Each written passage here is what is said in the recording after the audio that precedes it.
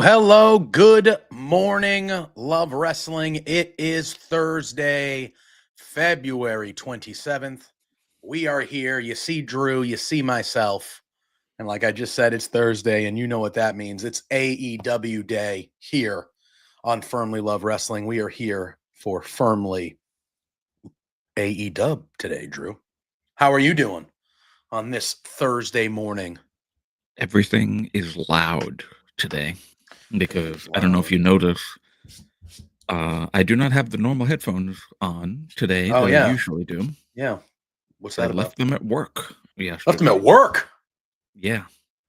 Damn. All right. So they are traveling headphones. They come with me when I go places.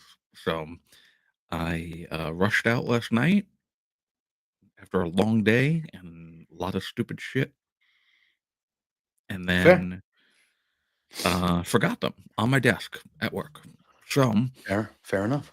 I had to pull out these old things that I have not used in a very long time. And when they are connected to this microphone, oh boy. Not good. The volume is kind of unbearable. Fair enough. There you go, my Johnny. Voice louder than anything for some reason. Really? You sound normal to me. But we got Johnny Scott popping in. Johnny saying that you did a great solo job last week. Thank you, Johnny. So Johnny putting you over there in the chat. On this side of things, last week you went solo. I know we talked about it a little bit on Tuesday. But yeah, you had a guest fill in for us when it came to Firmly WWE last week.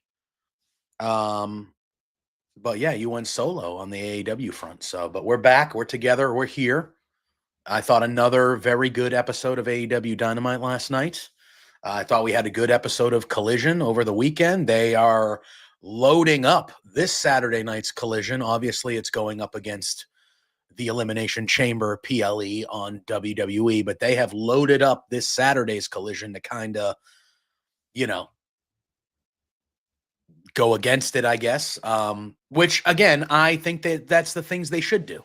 If you're going up against the pay-per-view, you probably know people are going to be watching that over your show. So load up your show, make your show a big deal. And they did. I thought the lineup for Collision this Saturday is quite loaded, but we have a lot to discuss before we dive into that.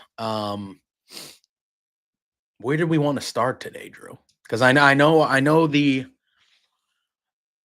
Death Rider stuff and Willow are the thumbnail we have and stuff like that, but there were other things on Dynamite I preferred to that. I'm even though I thought it was cool that Willow got that on Marina, that made sense because Marina's kind of been a jerk to Willow. And we are obviously going to talk about that because we do have Revolution a week from Sunday. So next week's AEW will be the go-home stuff for that. I do want to talk about that, but I there were other things on the show that I enjoyed more. Because I just really just don't enjoy the Death Rider stuff at all. I'm done with it. So the problem that I've now found with the Death Riders is that it includes people that I enjoy genuinely, and I don't want them around that storyline. Fair. Because I'm just immediately we can talk about it first. It's fine because I think it's going to lead into what I thought was personally the best thing on the show last night. If you look right there, you see Mm. what I'm talking about. Um, but yeah, so I, as well as many people, yourself included, as you just said, are pretty much done with the storyline. And judging from this promo, the very good promo of the night, I feel that, like they kind of did with the tag team division when Hurt Syndicate won, Hmm. it feels like there's gonna start being a reset this year for the top of the men's division as well. Because so, do you have your notes in front of you? Yeah, I got everything. I got everything ready to Let's go. get the Death Riders crap out of the way. Do it. Let's do it. Okay. So let's see here. They didn't start the show like they normally do. Like they Yeah, normally usually didn't see a start or promo end. start the show. It was more they were kind of in the middle of things. But there was when it came to the Death Riders, well, technically the start of the show was we saw an ambulance pulling up, backing up into the arena. And the Mhm. ambulance doors open, and it was Adam Copeland. Um, and Adam Copeland last week, and we kind of saw what happened. We saw the first taste of it on Collision. Adam Copeland has basically told John Moxley that at Revolution next week, he wants it to be one-on-one. So he is going to take out all the members of the Death Riders so Moxley has no one to protect him. No one to save him, no one to protect him, that type of thing. We saw on Collision that Adam Copeland got the first Death Rider out of the way as he gave not one but two concertos to Pac. And there was a sort of a brawling segment with everybody. Copeland came down, and it ended up with him and Pac in the ring, and he ended up giving Pac two concertos. Yeah, big circle, Drew. I mean, I can leave if you want, Ryan. I can leave if you want. If you guys all Ryan might prefer want that, that. let me know. I don't want Let that. me know. Um, so we saw that. Okay. So Copeland pulls up, he's in an ambulance. Um, and he basically, he tells the Death Riders that their ride has arrived. So we're continuing this. So then later on in the evening, there was a backstage segment where they kind of showed what happened on Collision, and Claudio gets close to the camera and he says, Copeland, you think that this is you hunting us, but what this has become is me hunting you. And so they kind of set the story that Claudio is going to be looking for Copeland tonight. So then we see another thing in the background where Claudio and Wheeler Yuta are looking for Adam Copeland. Adam Copeland comes up on him. They start brawling. They get down to the ring. And it turns into Wheeler Yuta and Claudio kind of getting the advantage over Copeland. I'm trying to see when did this happen in the show? There it is. All right, cool. I got it. All right, never mind. So, yeah. So they start and they get to the crowd. Wheeler Yuta's out there. And Jay White makes his way to kind of even up the odds. At one point, Marina Shafir jumps on Copeland's back and stuff like that. But she gets taken out. And so she's laying down. She's laid out. Wheeler Yuta is laid out. No, I'm sorry. Claudio is laid out. Adam gets the chairs, stuff like that. He hits Claudio with a concerto. And then at this point, Marina Shafir is laid out, and Adam Copeland sets up And I'll also point out the reason why she laid out is because Wheeler Yuta. Wheeler Yuta, who Accidentally hit was her. aiming for Jay White, Yes. accidentally goes and they push her Yes. into the way, and he takes her out. So that was He takes her out with the running knee. And then Jay White hits a Blade Runner on Wheeler Yuta to get him out of the way. Copeland hits Claudio with the concerto. We see Moxley now making his way through the crowd. He's like near the barricade. He wants to jump and go help, but he knows he's vastly outnumbered. So he's just kind of in peril. Like, damn it, what do I do? Don't do this. Copeland sets up to hit Marina Shafir with the concerto as well. And then all of a sudden, we hear Willow make her way to the ring. And Willow gets in the ring because it looks like Copeland was just going to do it himself. And it was like, oh, this is not a babyface thing you are doing here. I understand what we're doing, but if you are going to hit this woman with a concerto, even though she's a bad guy, this is not really kind of, you know, the crowd.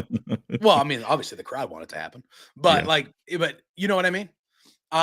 Yeah, I do agree that Mox has some good reactions. You can tell that he is like in pain watching this happen, and he's furious and things like that. So we hear Willow's music come out, and then Willow, I almost called him Edge. Adam Copeland gives the chair to Willow, and Willow is the one that hits the concerto on Marina Shafir.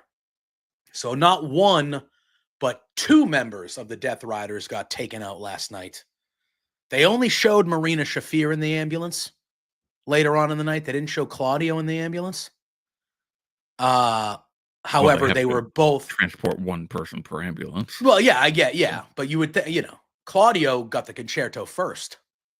I don't know, but they only showed Marina being taken out.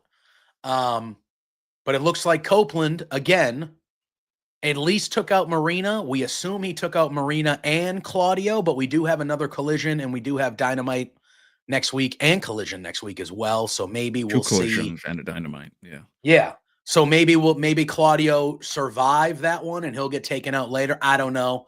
But it seems like Copeland and crew took out yet another member of the Death Riders. That is true, Asian Joe. There were 2 ambulances because when Hangman did show up, there were. Yes. So maybe that was it. But at the same time, it looks like Copeland has knocked off at least one other member of the Death Riders. So they're down to 3. Wheeler. Yeah. And if they count Claudio, it's really just Wheeler Yuta and Mox that's left. Yeah, I mean, don't get me wrong. I think of all the Death Rider segments, I thought last night was one of the better ones, in my opinion. Like I thought it got the job done for me. And I was like, okay, yeah, they're going to even up the odds. I still expect some bullshit to occur at Revolution and Mox to win still. The best part about this really was, I think, really for the first time, finally, Marina Shafir getting some comeuppance, because she has been, since she's been involved in this, I think Jay White maybe do something? I think he teased the Blade Runner to her, maybe. Yeah, but then she didn't do it. No, I don't think so. So she's really not gotten, yeah. And then that one time that Edge caught her punch and it looked like he was going to do something, but he even mouthed the words to her like, I can't do anything to you. Even though last night he was ready to give her a friggin' concerto. So I don't know. Well, things have changed. Desperation. Enough at some point. Yeah, desperation. What is it? Like desperate times call for desperate measures. Yeah. So yeah, God, my voice is so loud in my ears right now, and it's annoying the shit out of me. Can't you turn the volume down on your computer? It doesn't work for some reason. When I have the all right, yeah, Dare Amazing says that Jay hit Marina with the Blade Runner at World's End. Oh, he did do it. Okay. I knew he at least teased it, but yeah, that would make sense if he hit it.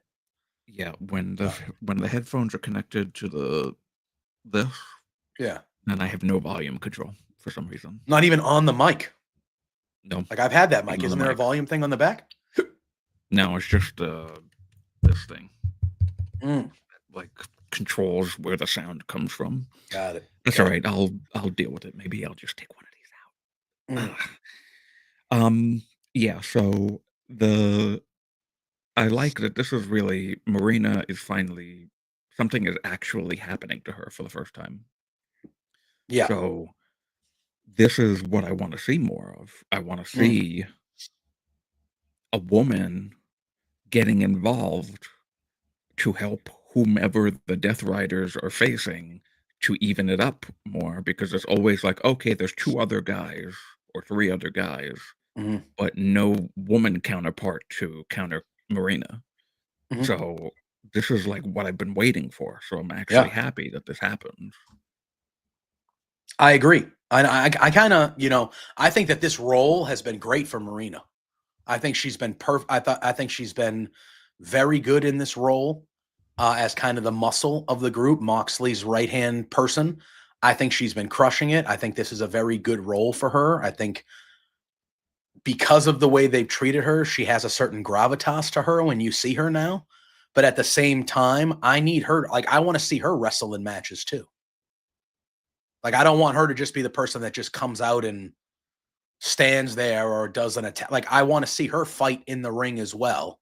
And hopefully, this is leading to a proper Willow in her match, because she's been beating up Willow in the back for a few weeks, and now Willow got her revenge. Now, I know Marina will be on the shelf now for a little bit because of the concerto, you would think.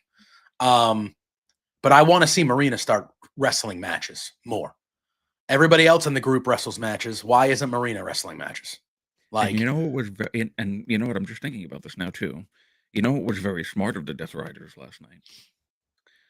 They did not have the briefcase with them this time, nope, nope. which is smart on their part, because if you don't want people to open that briefcase and you're already not showing the title on television, why are you even bringing it out with you? What's the point? Mm-hmm, So yeah, I just thought about that now. It's like, yeah, there was no briefcase involved this time, which is mm-hmm, that's very smart on their part, because they don't want people to have the title. So mm-hmm. don't bring the briefcase. Yeah, Because then I would have probably been like, why is nobody opening up this briefcase? yeah, yeah. So it makes me think. And again, we have next week is the go home week for Revolution. So obviously next Thursday here, we'll be doing a full Revolution preview and really diving into stuff. But if Copeland does succeed and takes out all the members of the Death Riders on his way to that match next Sunday, I know in the back of my mind, I think that Christian has a good chance to leave Revolution as the World Heavyweight Champion. I just do. I see that more than I see Cope leaving with it. If I had to bet right now, I'd probably say Moxley retains and still is champion after Revolution. But if the belt were to change hands, I see it going to Christian more than I see it going to Copeland. But at the same time, Scott mentioned something in the chat. Does he go? He says, "Do we get a Jay White heel turn? Does Jack Perry return?" Right. There's a If couple this of ends things up that being, could yeah, happen. if it ends up being Copeland and Moxley one-on-one because all the Death Riders have been taken out or neutralized, I feel like there is going to be still some sort of bullshit that happens. I don't know what that is, but it's got to be something like that. A Jack Perry return, or maybe Jay White has been messing. This has all been part of the plan, and he's been messing with Copeland this whole time, even though I don't want Jay White to be a background guy in a group. Unless they just kind of go one-on-one and Jay White's like, I'm not helping you. Like, I should have been the guy in that championship Doesn't feel match. like Jay White It is a doesn't. Death Riders guy, though. No, it doesn't. It Doesn't make doesn't. And it sense does. to me. And I feel like Jay White as a babyface in this current, I could see that happen in Fernando, where Cope actually does beat him, and then Christian cashes in on Cope. I said I would never call him that. So cashes in on Copeland. I know I've been And saying it now too. I hate it. I hate it's so stupid. Like, we get it. He was Edge. He doesn't need a 4-word nickname everywhere he goes. Like, he can just be Adam Copeland.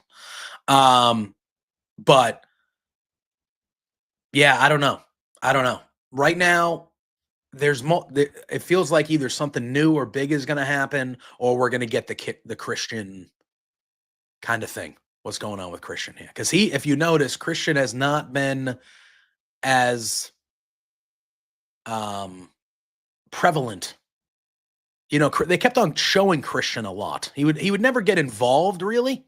He tried to cash in that one time, but he never really gets involved, but he would always be watching from the seats or watching from the rafters because he had the contract.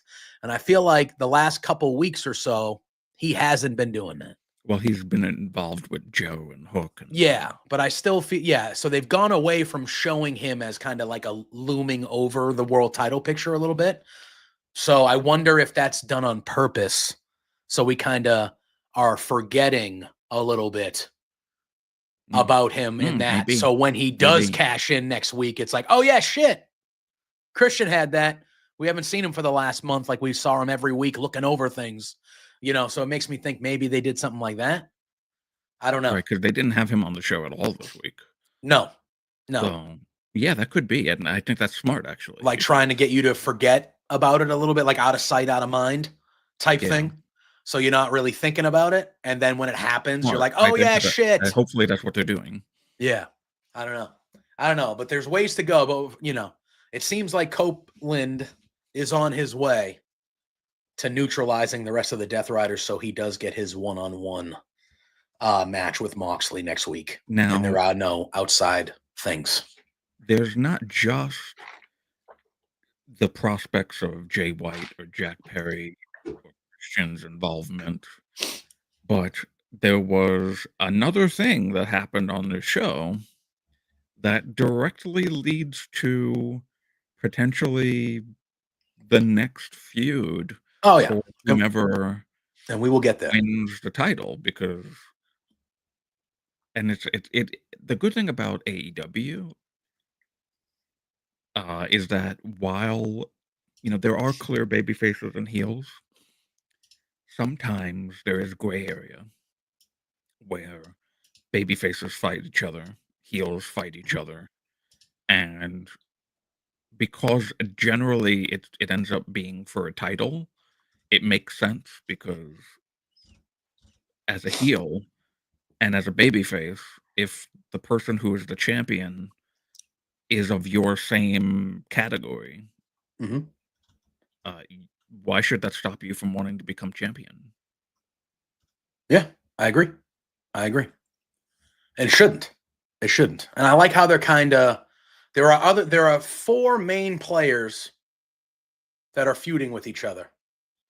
And they're talking about feuding with each other, but they're also mentioning how they want to be champion, which I think is a good thing. I think that's a good thing because it's like, yeah, we have a problem with each other right now, but like my goal is to be the world champion again and you're in my way type of thing.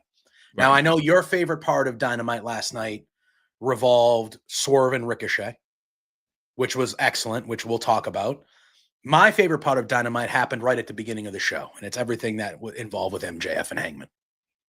So I think those are the two best things currently happening in AEW for Yeah. me. I think those are the two best feuds. They're four lights out guys. Those are the things that are clicking to me. Obviously, the Swerve and Ricochet stuff happened a little bit later on in the show. The MJF Hangman stuff opened the show. So I don't know which one you want to touch on first. If you want to do it chronologically or I don't really know. But I thought both these segments were the two best segments of the night. Either way, Let's do chronologically. yeah, like you had mentioned me, you were like, yeah, like you, and I was like, yeah.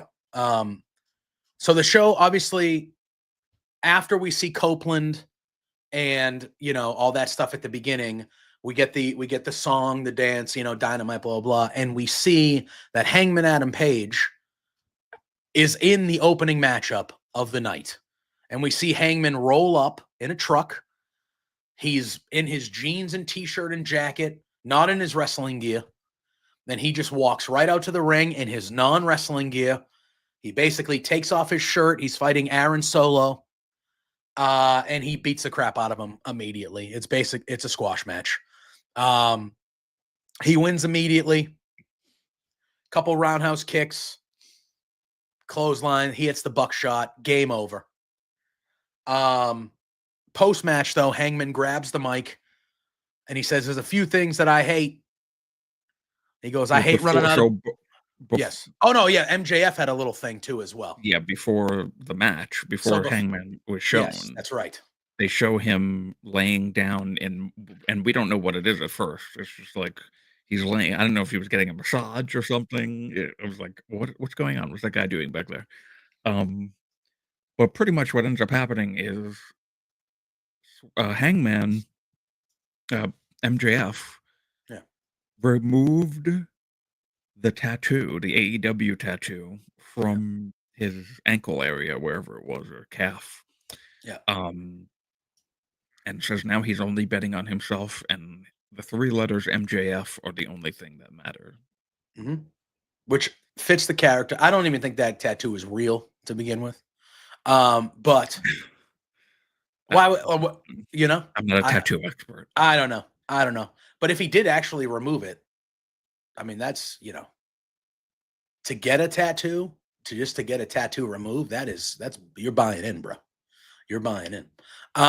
It is what it is. Yeah, that is commitment. Commitment to the bit.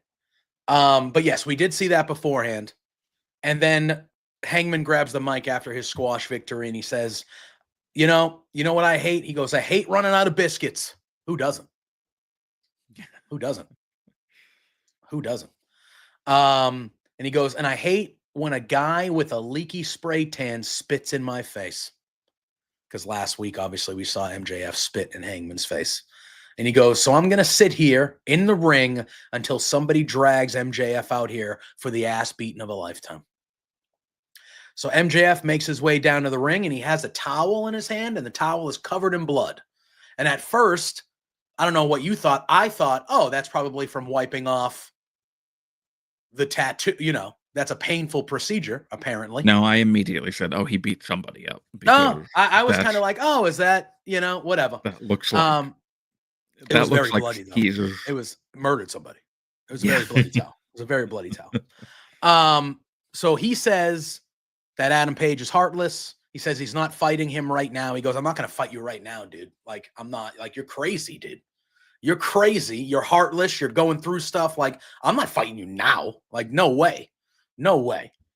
And he goes, but at Revolution, I'll fight you. He goes, what I'm going to do is I'm going to go home to the greatest place on earth, and I'm going to get ready and relax, and then you and I can fight at Revolution. And then it looks like he's going to leave. But then he says, oh, I forgot why I came out here in the first place. He goes, I'm worried about your friend, Hangman. He goes, I'm worried about your friend. He goes, you should probably check on him. He goes, what was the word? He goes, because now is the part when we find out who is actually real. Because last week, MJF said, what's the difference between you and me? Like, why do these people love you, but they hate me? What's really the difference here? And Hangman's main line was, because I'm real. Yeah. And that obviously stuck. Yeah. That obviously stuck with MJF. Clearly. So that's what MJF says. He says, because we're going to find out who's actually real. Then we cut to backstage. And I think they cut. I don't know if I was the only one that saw this. Yeah, you but definitely Christopher saw Daniels what I was saw punching too. himself in the forehead, right? Mm-hmm. Okay. Yep. Okay. Yeah. So they cut a little too early, and I thought I saw Christopher Daniels like doing this. Yeah. And I was like, I think they cut a little too early there. But either way, Christopher Daniels is laying down in the back. He's been battered and bloodied. Shirt is covered in blood. Forehead dripping down his face in blood.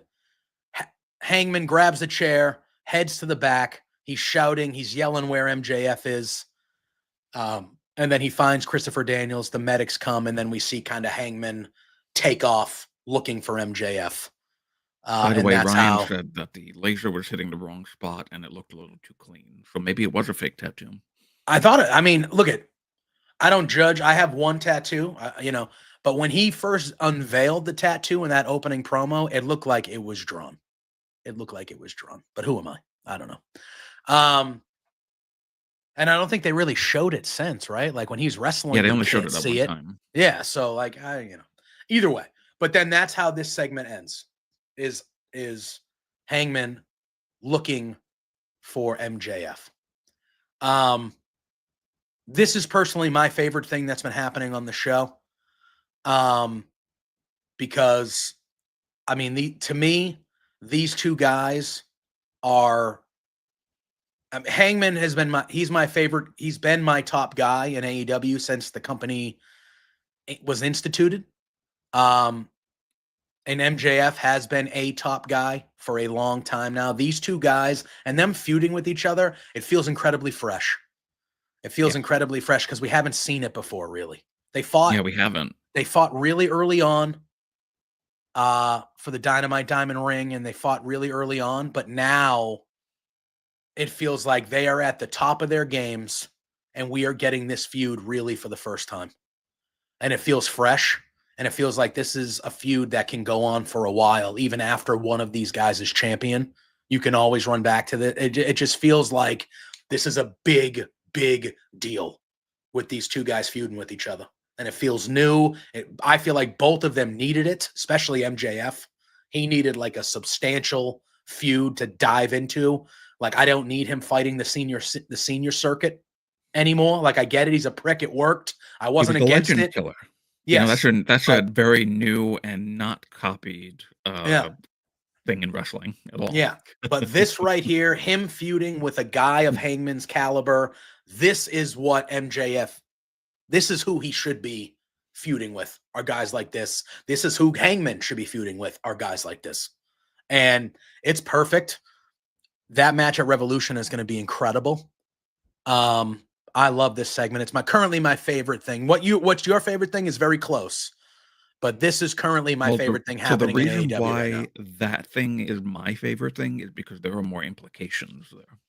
Now And there are. there's more something might happen that I'm going to be a little heartbroken about. Oh, something is going to happen.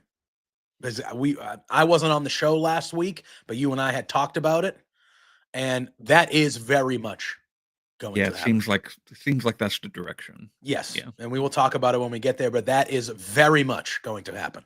But, and yeah, Sullivan Ryan makes a great point. He goes, it's also this feud with Hangman and MJF is very true to their characters.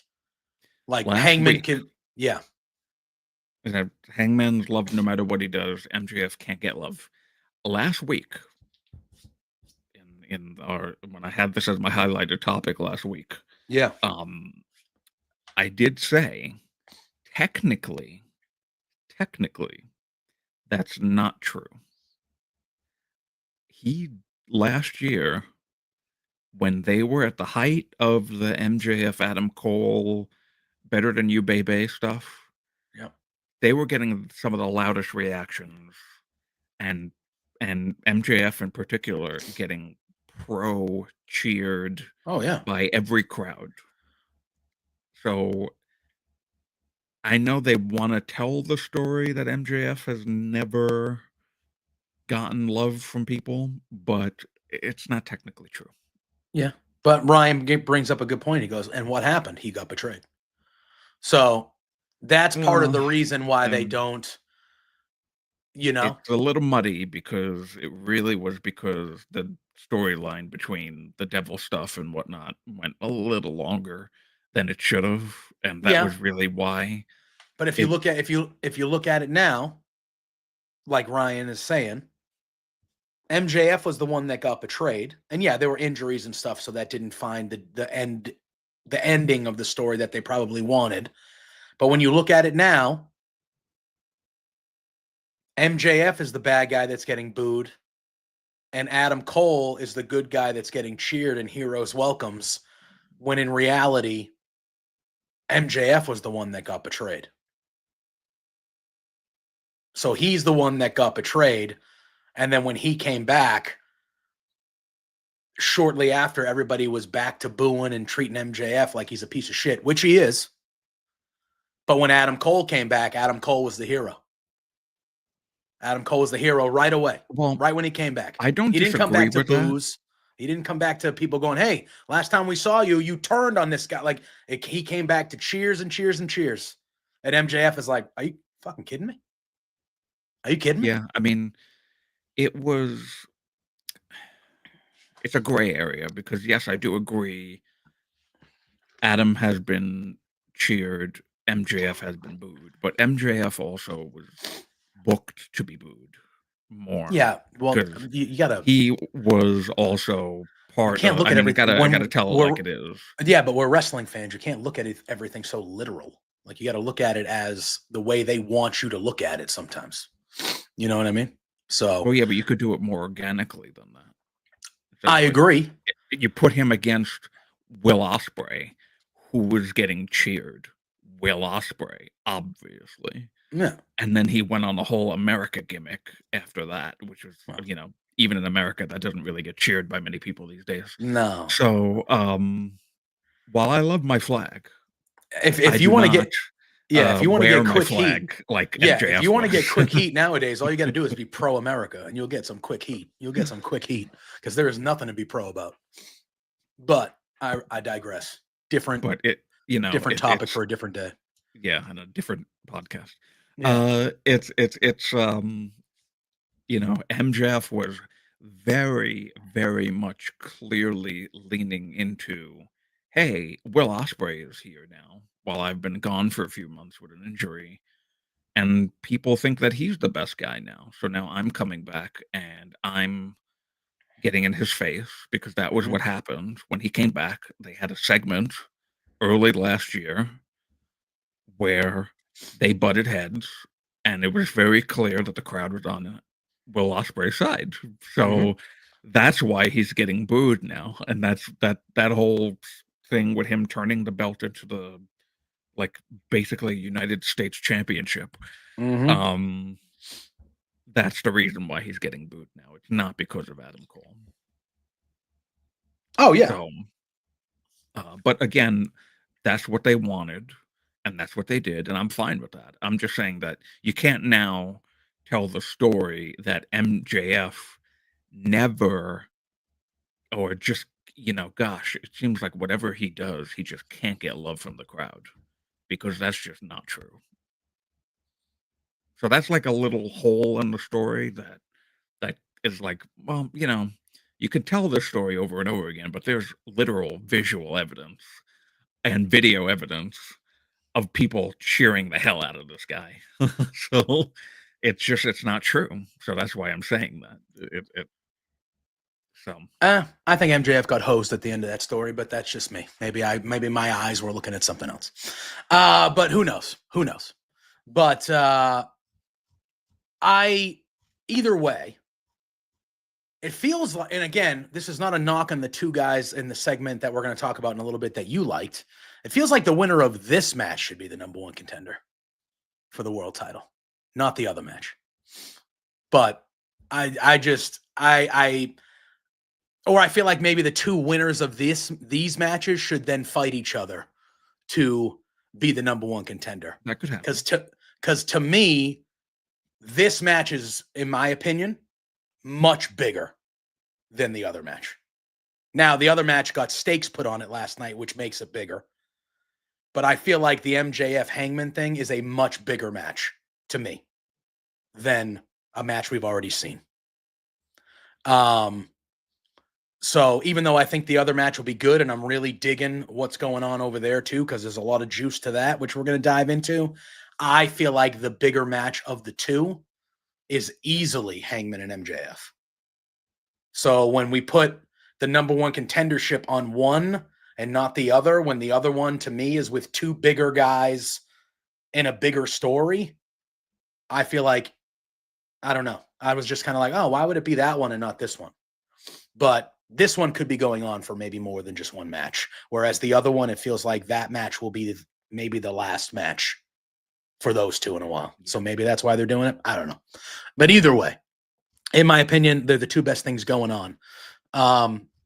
So we'll fast forward a little bit to this segment. About halfway through the show, Swerve makes his entrance with Prince Nana. He grabs the mic.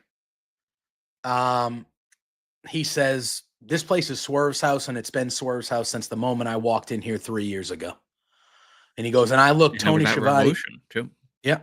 And he goes, and I looked Tony Schiavone dead in his eyes, and I told him that I was going to win the AEW championship.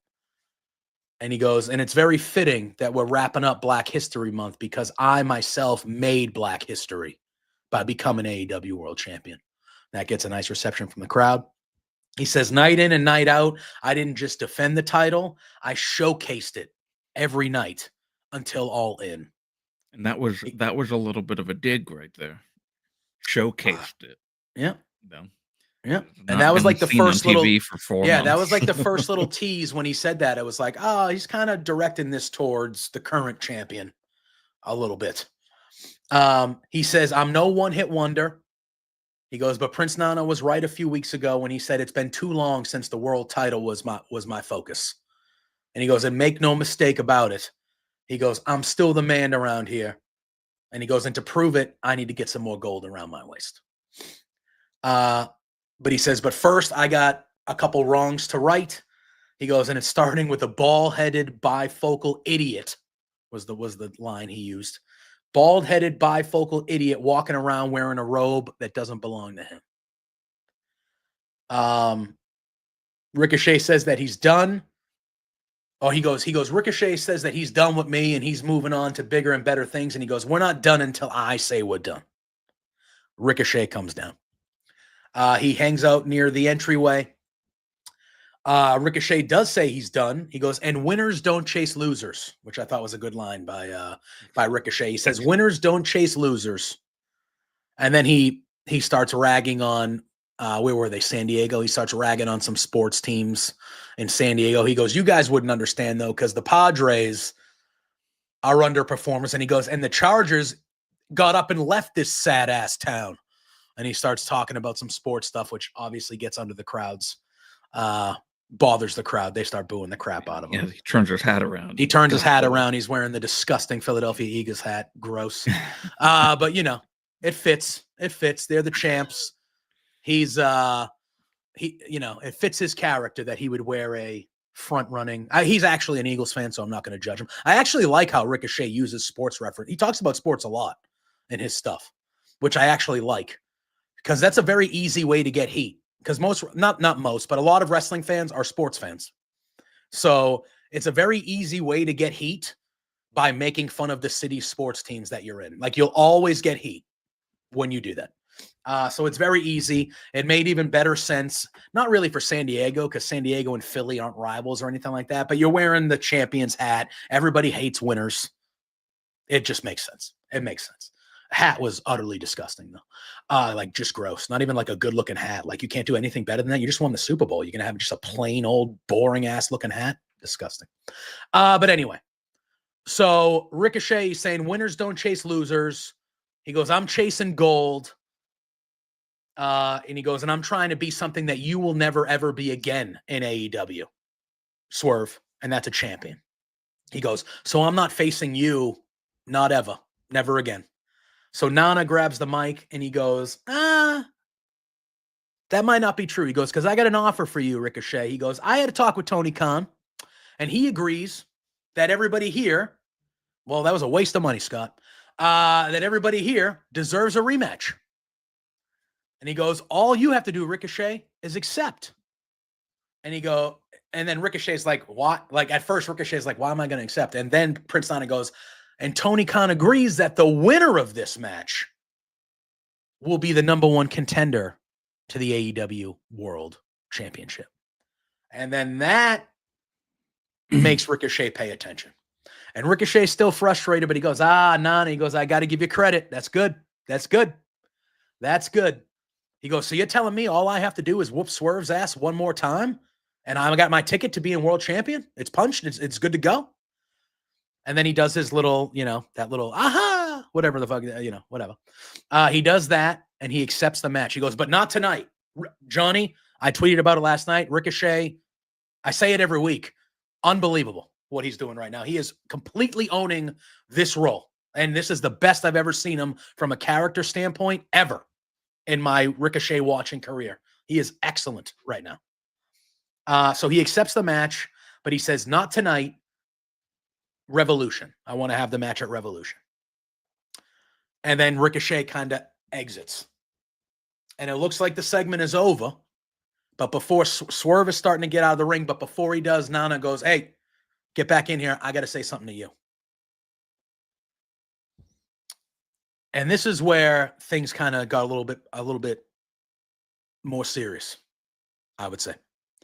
So Prince Nana says, hey, I'm happy that you're focused on the world title because I want to see you get back there and being who you said you were, the most dangerous man in AEW. He goes, I took a lot of bullets for you. And he lists them off a little bit. He goes, seeing Ricochet wearing my robe, my legacy, it's something that means so much to me. He goes, I need you to fix my legacy, and I need you to get my robe back, or I don't know if I can do this anymore. And Prince Nana leaves Swerve in the ring, and that's how this segment ends. I've been thinking this way for a few weeks now, really. Well, let's talk about. I want to get my thoughts in on the before Yeah. the first promo of two in Yeah. this thing. Ricochet is, as I've been waxing poetic about for the last month now, really since his heel turn. This has been absolutely incredible, and I love this heel run of his because it's showing what a lot of people really thought about him. Mm-hmm. And there's those we hate the tribalism and everything here, obviously. But everyone who was a fan of Ricochet when he was in WWE, and then he Yep. made the jump to AEW and immediately started shitting on him because, well, he's not in my favorite company anymore. He's for the people that I hate because they just have 3 different letters in their name. All of you, and this is, I finally get to debut this now, which is amazing. All of you are fickle. Exactly. You're all fickle. And Well, yeah. I need everyone to understand that sometimes you need to move away from something that you've been doing for so long to grow, to really get a different perspective on things. And he moving to AEW, and it didn't take immediate, it wasn't like immediately, okay, now he's a brand new different person. No, he showed up as the same guy we saw over there for the first little bit, just kind of being that I'm very good in the ring, I'm a baby face, and then it really was the way they've treated the character, and they did that slow turn, and then he just became this evil piece of crap, like evil nerd, kind of, Yeah. and it's just worked for him perfectly. This is his best work, and you just said it now. This is the best work of his career, and it's I would say obviously his from a character standpoint, from a yes. character perspective, Yes, because his yes. wrestling has always been It's always been top phenomenal. tier. Yeah. This is exactly what he needed. This is exactly what he needed, and I'm so incredibly happy because he was not given a microphone to talk in WWE. Yep. And when he did, it sounded terrible. I fully admit that. It sounded, and a lot of people will tell you that. He probably would even tell you that. Because he knows that his time in WWE, it was all about the script. And it was all about, you got to hit these bullet points, and we need you to sound this way, and you've got to act this way, and blah, blah, blah, and it's all this stuff. This presence of Ricochet was non-existent in WWE. And all he needed was a tweak in character, a heel turn, and magic is coming now. Yep. As a result. This is magic. And last night's promo was the cleanest and best promo I think he has ever cut. It was perfect. He was playing to the crowd. He was soaking in the booze, and it was excellent. This is what the people who said, "Oh, Ricochet can't talk." Ricochet can't. No, actually, he can talk, and he sounds as natural and believable as ever. So I'm so happy that this is what we're getting out of him now, because this is where he shines. Yeah, he's doing excellent. It's really, I'm glad he's getting the opportunity. And, then we start talking about what we all kind of think could happen here. And that's Prince Nana turning on Swerve. Because I do think that is what is going to happen here. Is Prince Nana turning on Swerve.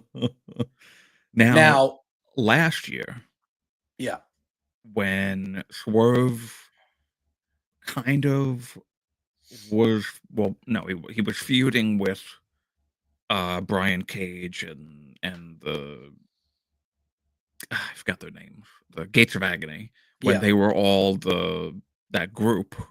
Yeah. Before it was obvious Swerve was to break out, and they really just had Swerve and Nana move away from them. Mm-hmm. There was like a moment where I said, "Uh-oh, they're not going to have him turn on. They're not going to have Nana turn on Swerve, right, and rejoin with his group, his old group."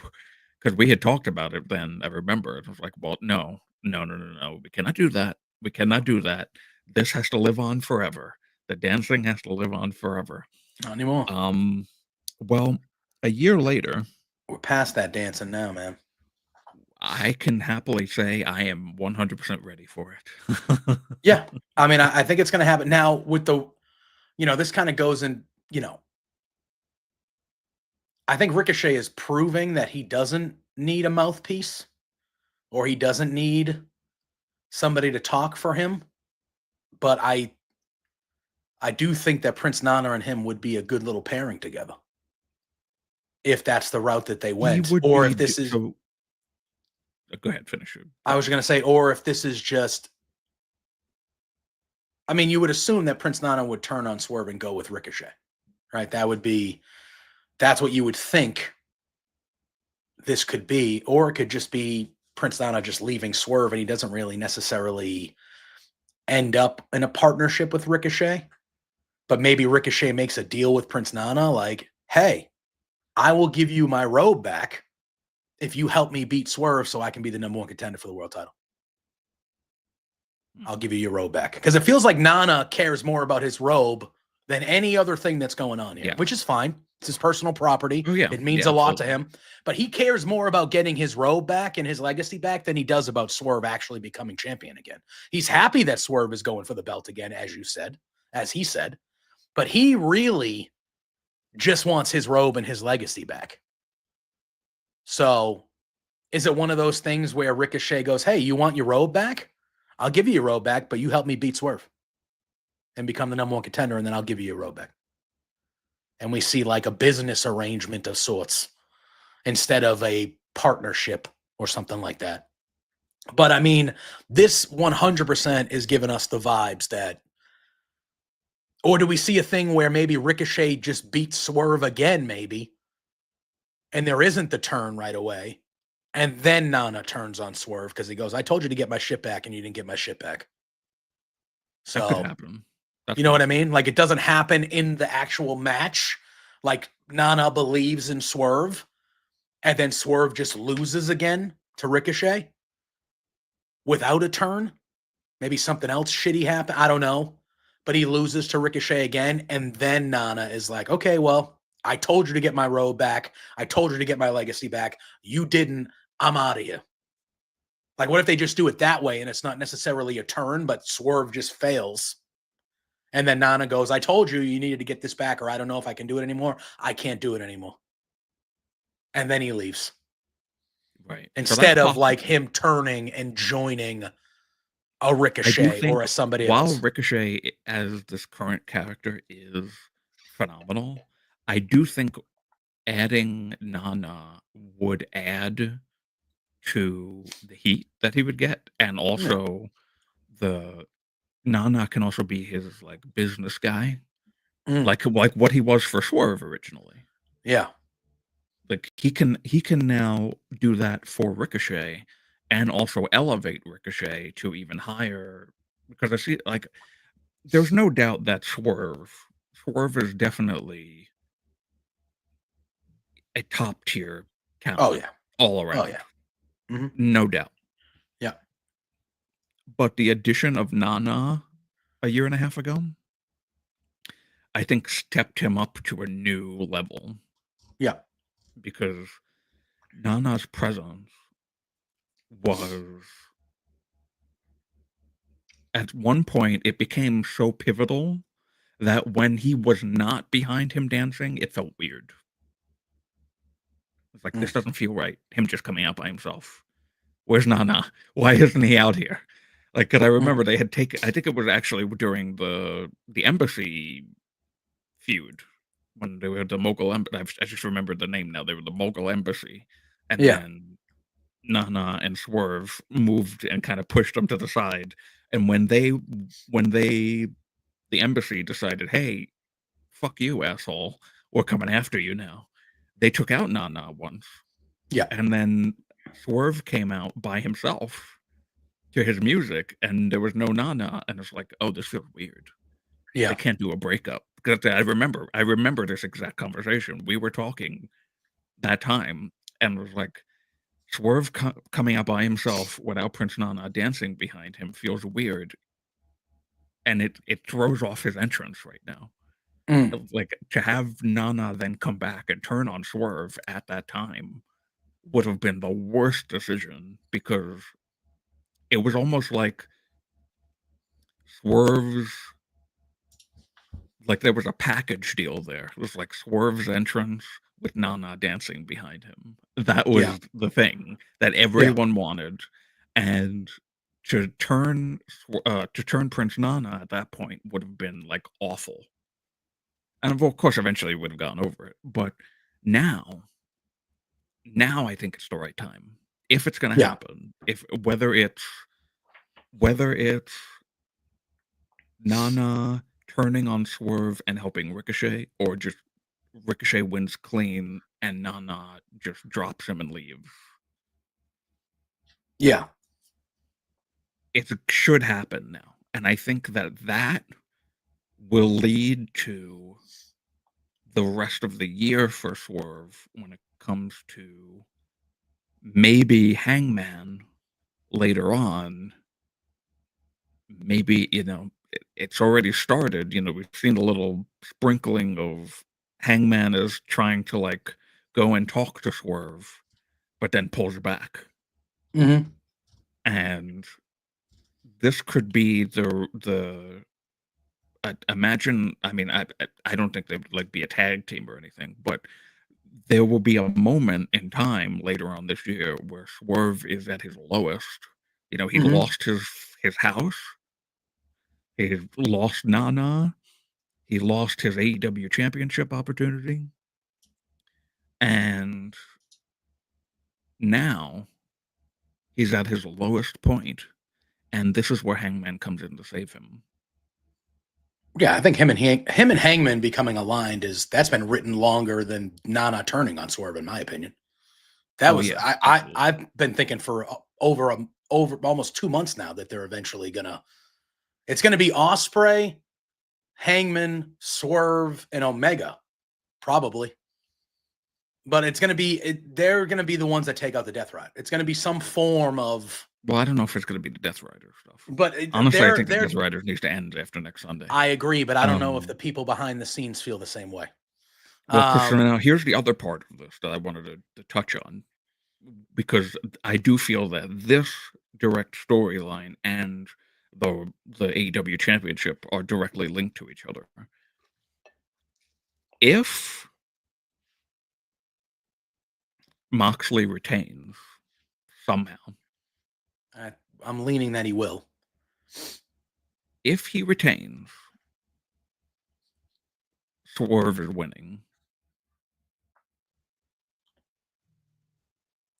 If Christian wins, I mean, if Cope wins, I think Ricochet needs to win. Yeah. But here's the thing, though. If Cope wins, but then Christian cashes in on him, two things can happen. One, he cashes in on him and is successful. Mm-hmm. And then Swerve needs to win, and it'd be Swerve and Christian again. But that was a very good feud. I enjoyed the feud. Because I don't think Christian and Ricochet make sense. That doesn't make sense to me. I think in that case, they've got to. I don't want to see either, honestly, Christian or Copeland with this title for very long. It's just not something that I want to see personally. And I feel like a lot of people also don't want to see this personally. Nothing against those people, because Christian and Copeland are phenomenal. They've an amazing career. They would, them as AEW World Champion. You see the list of AEW World Champions. You see Christian and or Copeland on there. Absolutely. But to be champion for more than like a 2 pay-per-view cycle, no. that I don't need that. That's fair. And honestly, what I think would make the most sense, because Darby will factor into this at some point. I don't know. Probably after Double or Nothing, when he's done with his Mount Everest thing. I think that they do. Personally, I think Copeland wins. Christian cashes in on him. And then it'll be probably Christian and Copeland first. Then number 1 contender, I would assume in that case, would be Swerve. Swerve versus Christian. Swerve wins the title from Christian. And then also Bonkers are saying Jay White. I agree. I feel like Jay White does have to be involved here. He's been helping Copeland the whole way. I do feel like Jay White needs to be involved with something that happens. That, again, he's not going to be the number 1 contender coming out of Revolution. That will either be Ricochet or Swerve. But I feel like Jay White's involved in this, to be honest with you. I feel like Jay White needs to be. I think Bonkers is right. I feel like Jay White is a factor that we are not discussing at all in this. And I feel like Jay White is a factor in this because he has been right there by Copeland's side this whole time. Oh, I just saw Johnny's comment. Yeah, well, earlier, Scott asked, do we think Ricochet, so we're talking about Nana and things like that, but he says, do you think Ricochet could get a heavy? Like somebody like a big guy to protect him. And yeah, Johnny's saying Keith Lee would be great if he was healthy. Yes, if he was healthy. Yeah, I don't actually. That would be phenomenal. That would be a really good spot for Keith Lee. But again, I feel like at this point we can't make any speculation on what's going on with Keith Lee because we have no idea. So, but that would be a great spot. I think Jay White turning on Copeland after.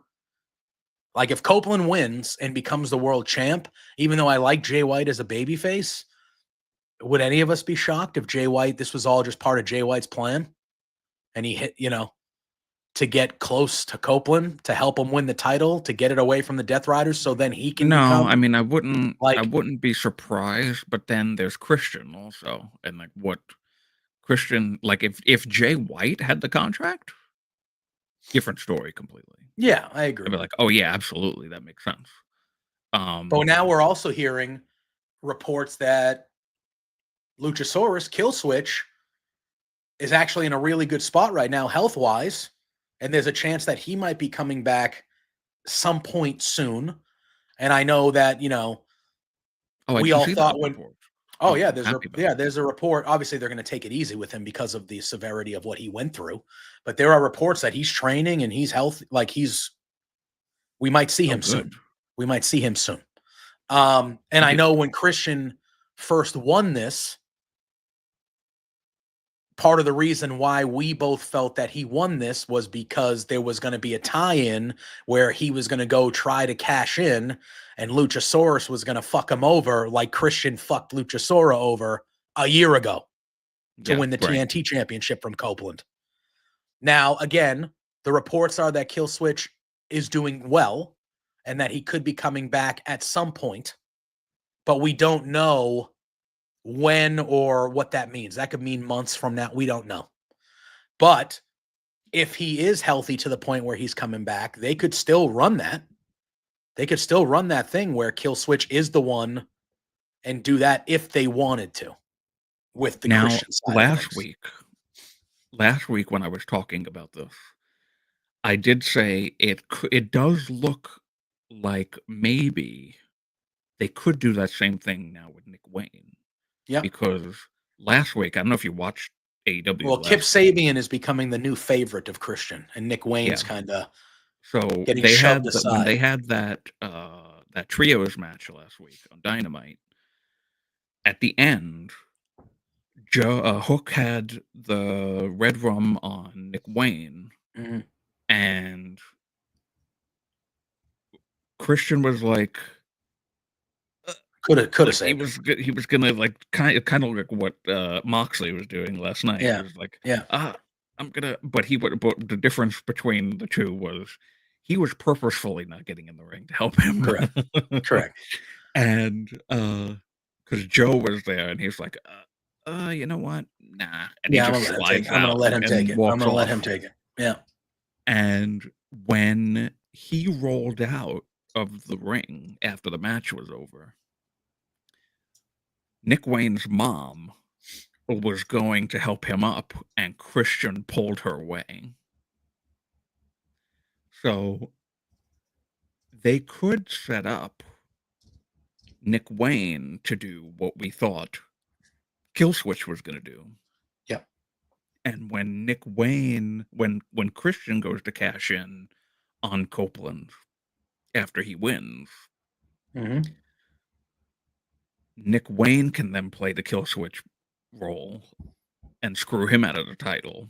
Yep. Because for like a month or two now, we've kind of seen, like you said, Kip Sabian has started elevating in that, like, he's not like treating him as a son figure like he was with Nick Wayne in a beginning, but he's been like favoring Kip more. Yeah. You can see that now there's that tension between him and Nick. So, and with what happened there last week, that pretty much solidified it for me. It's like, oh, well, that's exactly what he was doing with Killswitch. Yep. And now I want to see, so would that then mean that the entire patriarchy, in a sense, turn on him at some point? Or will it just be Nick Wayne and Nick Wayne's mom? Because, like, how could Nick Wayne's mom stay with Christian after? That would be really shitty. It would, but we've seen stuff like that happen. Stuff like that happens. Yeah. So, I mean, like I said, the whole Christian side of it, I feel like very purposefully have kept him away from the Death Rider stuff recently. And I think that is partly because they want you to kind of forget about it. So when it happens on Sunday and he either tries to cash in or successfully cashes in, it was kind of the last month he's kind of been out of sight, out of mind dealing with his own shit. So we kind of forgot about this. Kind of, right. But Scott does technically, and we've seen this, the contract inside there is not signed. It's not signed by Christian. It's not? No, it's not signed. He needs to sign it when they have the match. Oh. So they're technically, they could get creative. That's right, because that's what happened with the TNT Championship. Correct. You have to sign it and then give it to the ref. So maybe, Scott mentions Jay White could take out Christian and sign the contract and maybe turn on Edge and do it that way if they wanted to. So there's ways they can go. Again, we're going to have a whole nother week to kind of see how the rest of this plays out before we get to Revolution. But there are ways they can go here. If you were asking me to make a bet right now, I would bet that Moxley still leaves with the belt at Revolution. However, there are a lot of options they can do. So, yeah. I don't know. I do feel like they are going to do some sort of big surprise, though. I don't know. We'll have to see.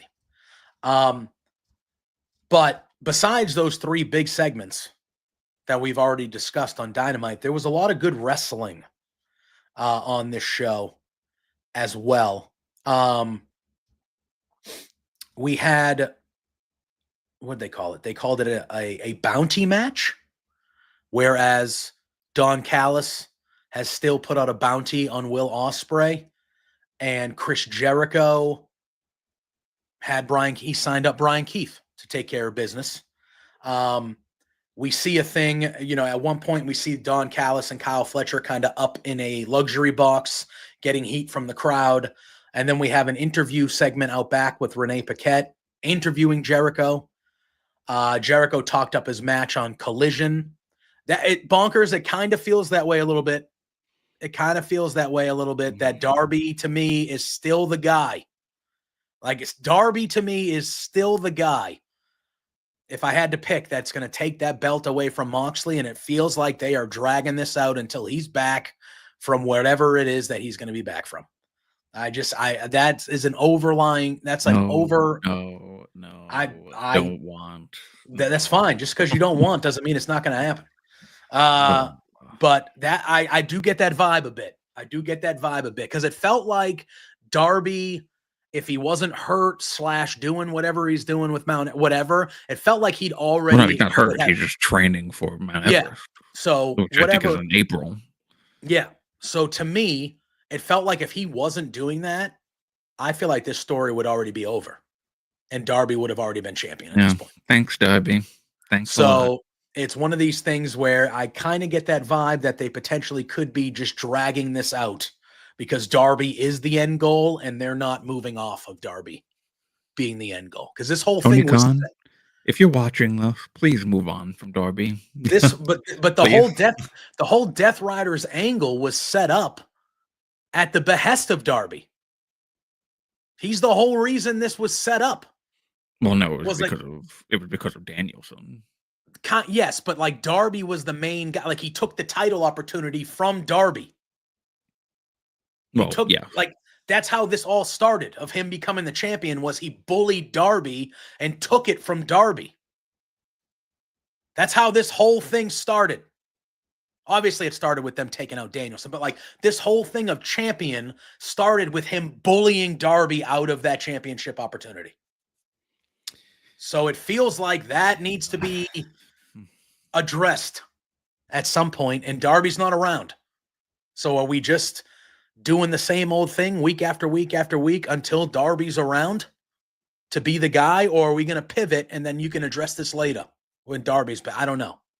But the Darby factor still matters, but I don't think we're seeing him still, probably, like you said, until Double or Nothing at the earliest, I would think.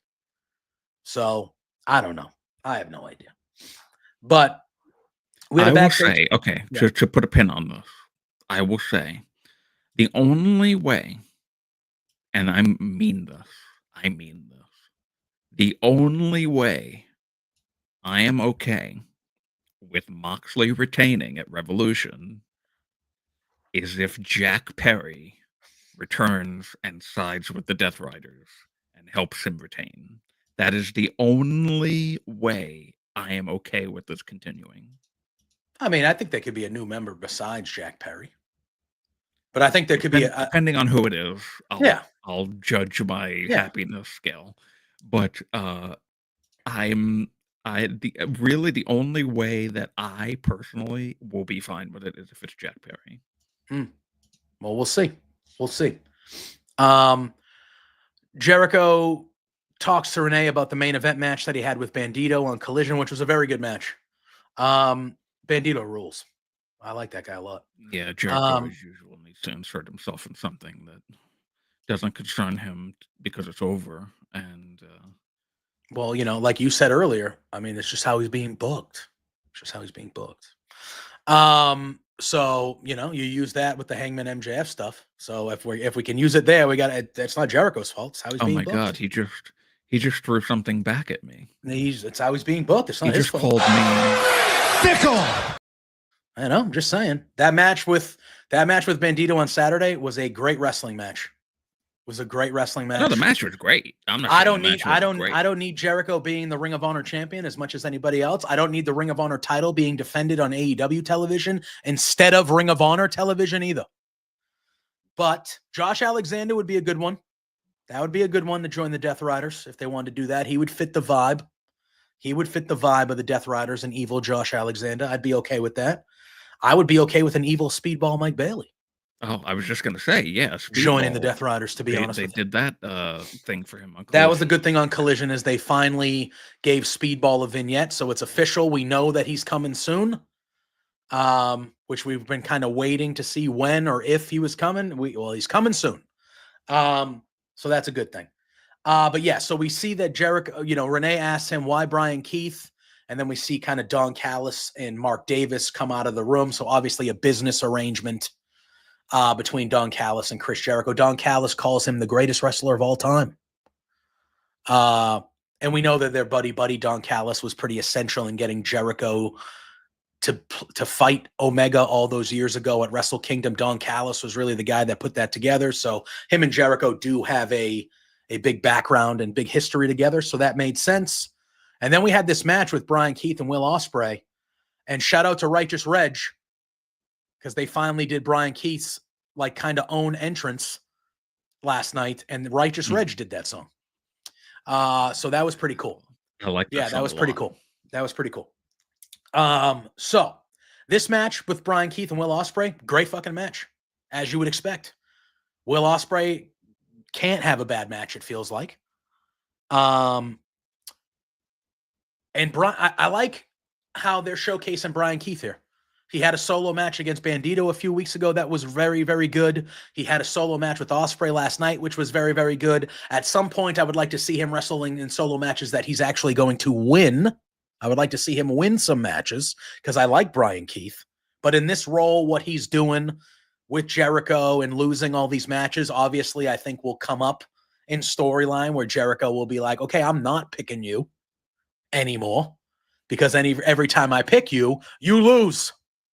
So I'm not picking you, and hopefully it leads to, whatever. But I thought this was a great match between him and Ospreay. I thought the ending sequence was great. That ending sequence where where Ospreay reversed stuff into the Styles Clash right into a hidden blade to get the 1, 2, 3 was excellent. A very cool looking thing. Oh, yeah, very good. Perfect. Yeah. Yep. And so Will Ospreay beats him with the hidden blade, 1, 2, 3. And then Fletcher and Callis. No, wait.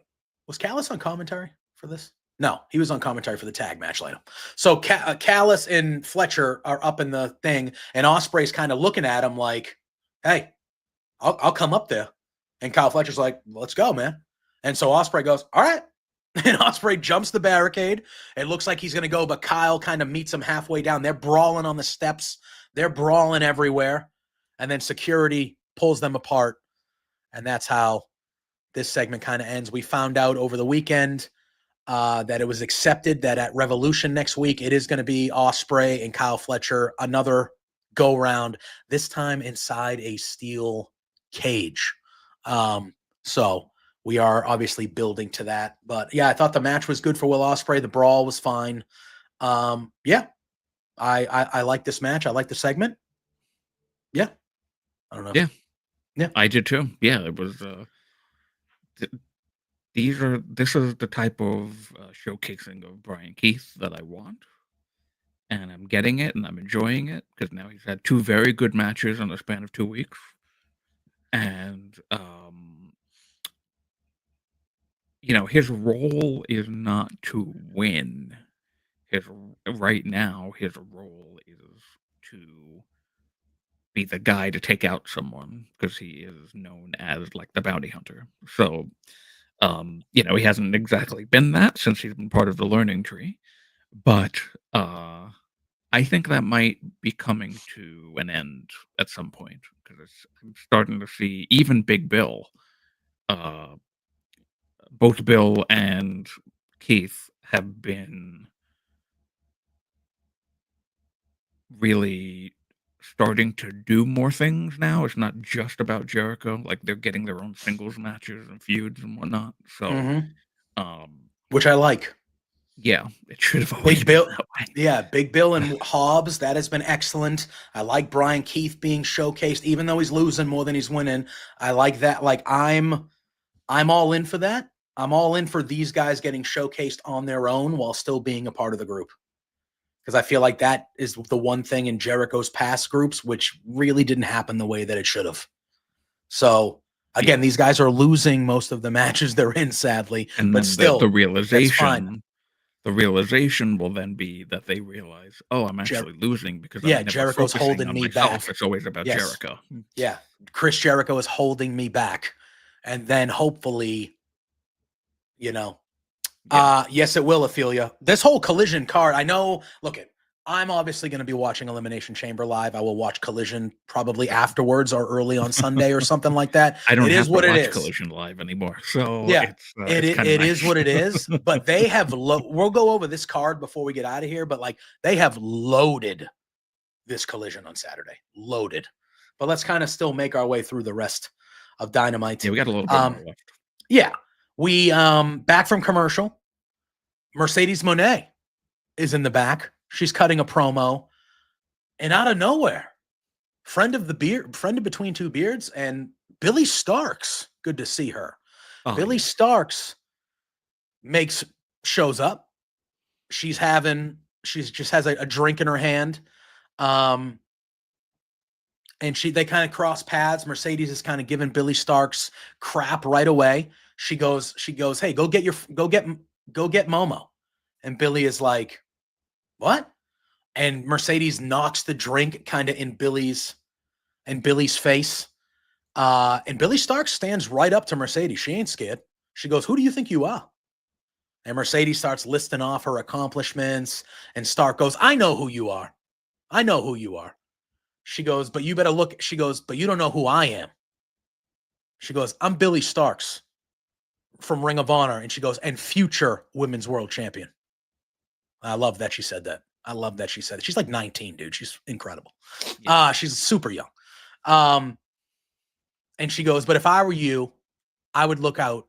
I would look behind you. I would look out behind you. Because as this was happening, we saw Momo kind of walk into frame with a baseball bat. And Mercedes turns around.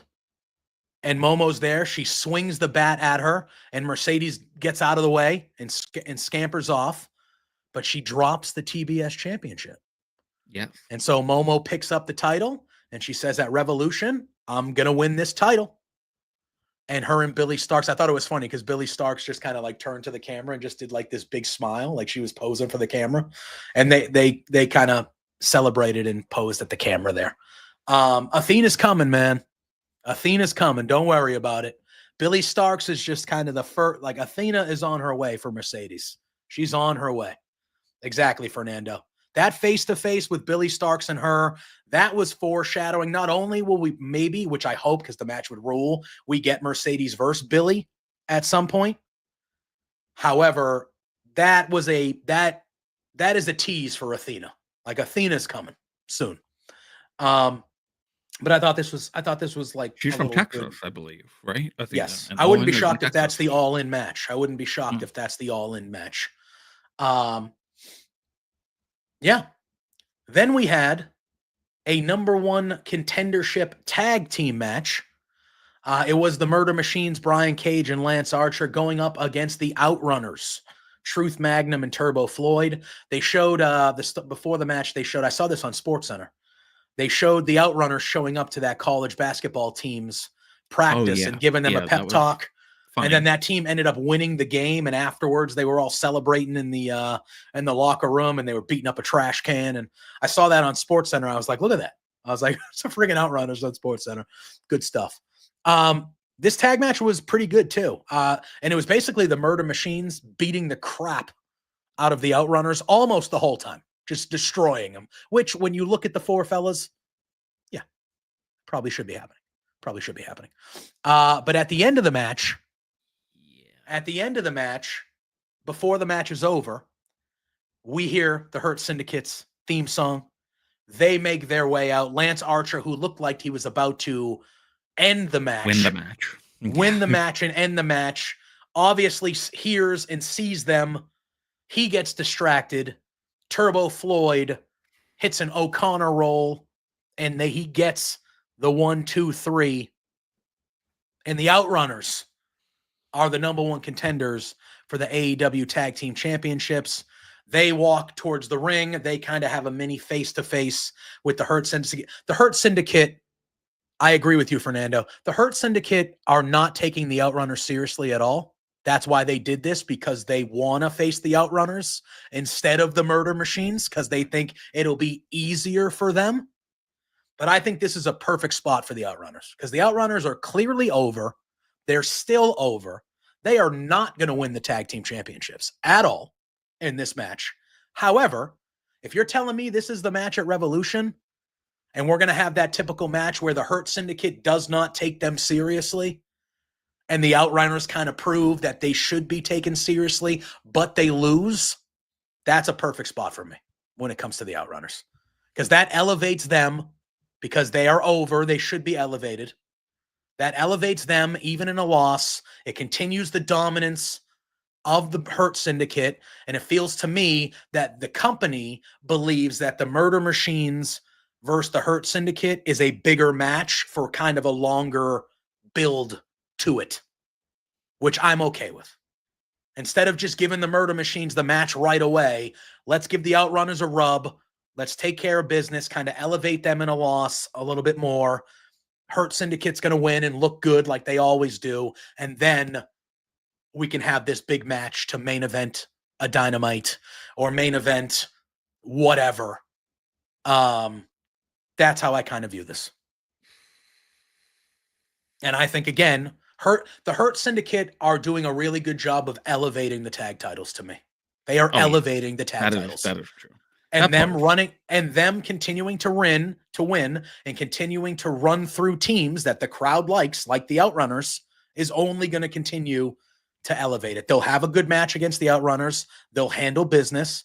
And then they'll have, a big meaty men slap and meat tag team match with the Murder Machines and them. And they'll beat them. And they'll just continue to rise it until they get their big opponent, whoever that might be, whether it's the Young Bucks down the line or whether it's whoever it's going to be. Is it my turn? Yeah, because you're going to be negative because you're negative. There's no reason for you to be negative about this whatsoever. There's nothing bad about it. There's nothing bad about it. You're just going to be negative. So I don't think there is one single reason for you to be negative about this. I do think that this was a good spot for the Outrunners. I agree with that. However, they got to get fucking squashed at Revolution. I'm sorry. If that is a legitimate, you were saying, that this elevates I forgot the specific word that you used about the Hurt Syndicate here. No, it elevates the Outrunners. This match will elevate the Outrunners. And then something about the Hurt Syndicate. Yeah, they'll still be winning. All they need to do is win matches. That's all they need to do is win matches. Nothing hurts them. I don't think it makes them look good to have a physical 15-minute long. I'm not saying it has to be that. They can win in 10 minutes. I just think the story is they did what they did last night because they don't take the Outrunners seriously. And they want to fight the Outrunners. That's why they interrupted the match so the Murder Machines would lose. Because they think the Outrunners are an easy way out for them. But they then shouldn't have a 10-minute long match with the Outrunners. But they should, though. No, but they should, though. I don't think so. This is where I disagree. Because I think it does them well. It does everybody well for them to have a competitive match with the Outrunners. I don't agree. I don't agree. Well, we're going to agree to disagree. So again, you can't. Again, we saw the little confrontation they had last week where they said, what if we win and we become the number one contenders? And MVP basically laughed them off. And we're like, hey, you never know. But look I got good news and bad news. If you win, the good news is you'll be the number one contenders for the tag titles and you'll get to fight the Hurt Syndicate. But I got bad news. If you win, you're going to be the number one contenders and you're going to have to fight the Hurt Syndicate. And then we see what happened last night. The whole basis of this thing is they are not taking them seriously. So, not saying that it needs to be back and forth where we think the Outrunners are actually going to win that match. No, but they shouldn't squash them.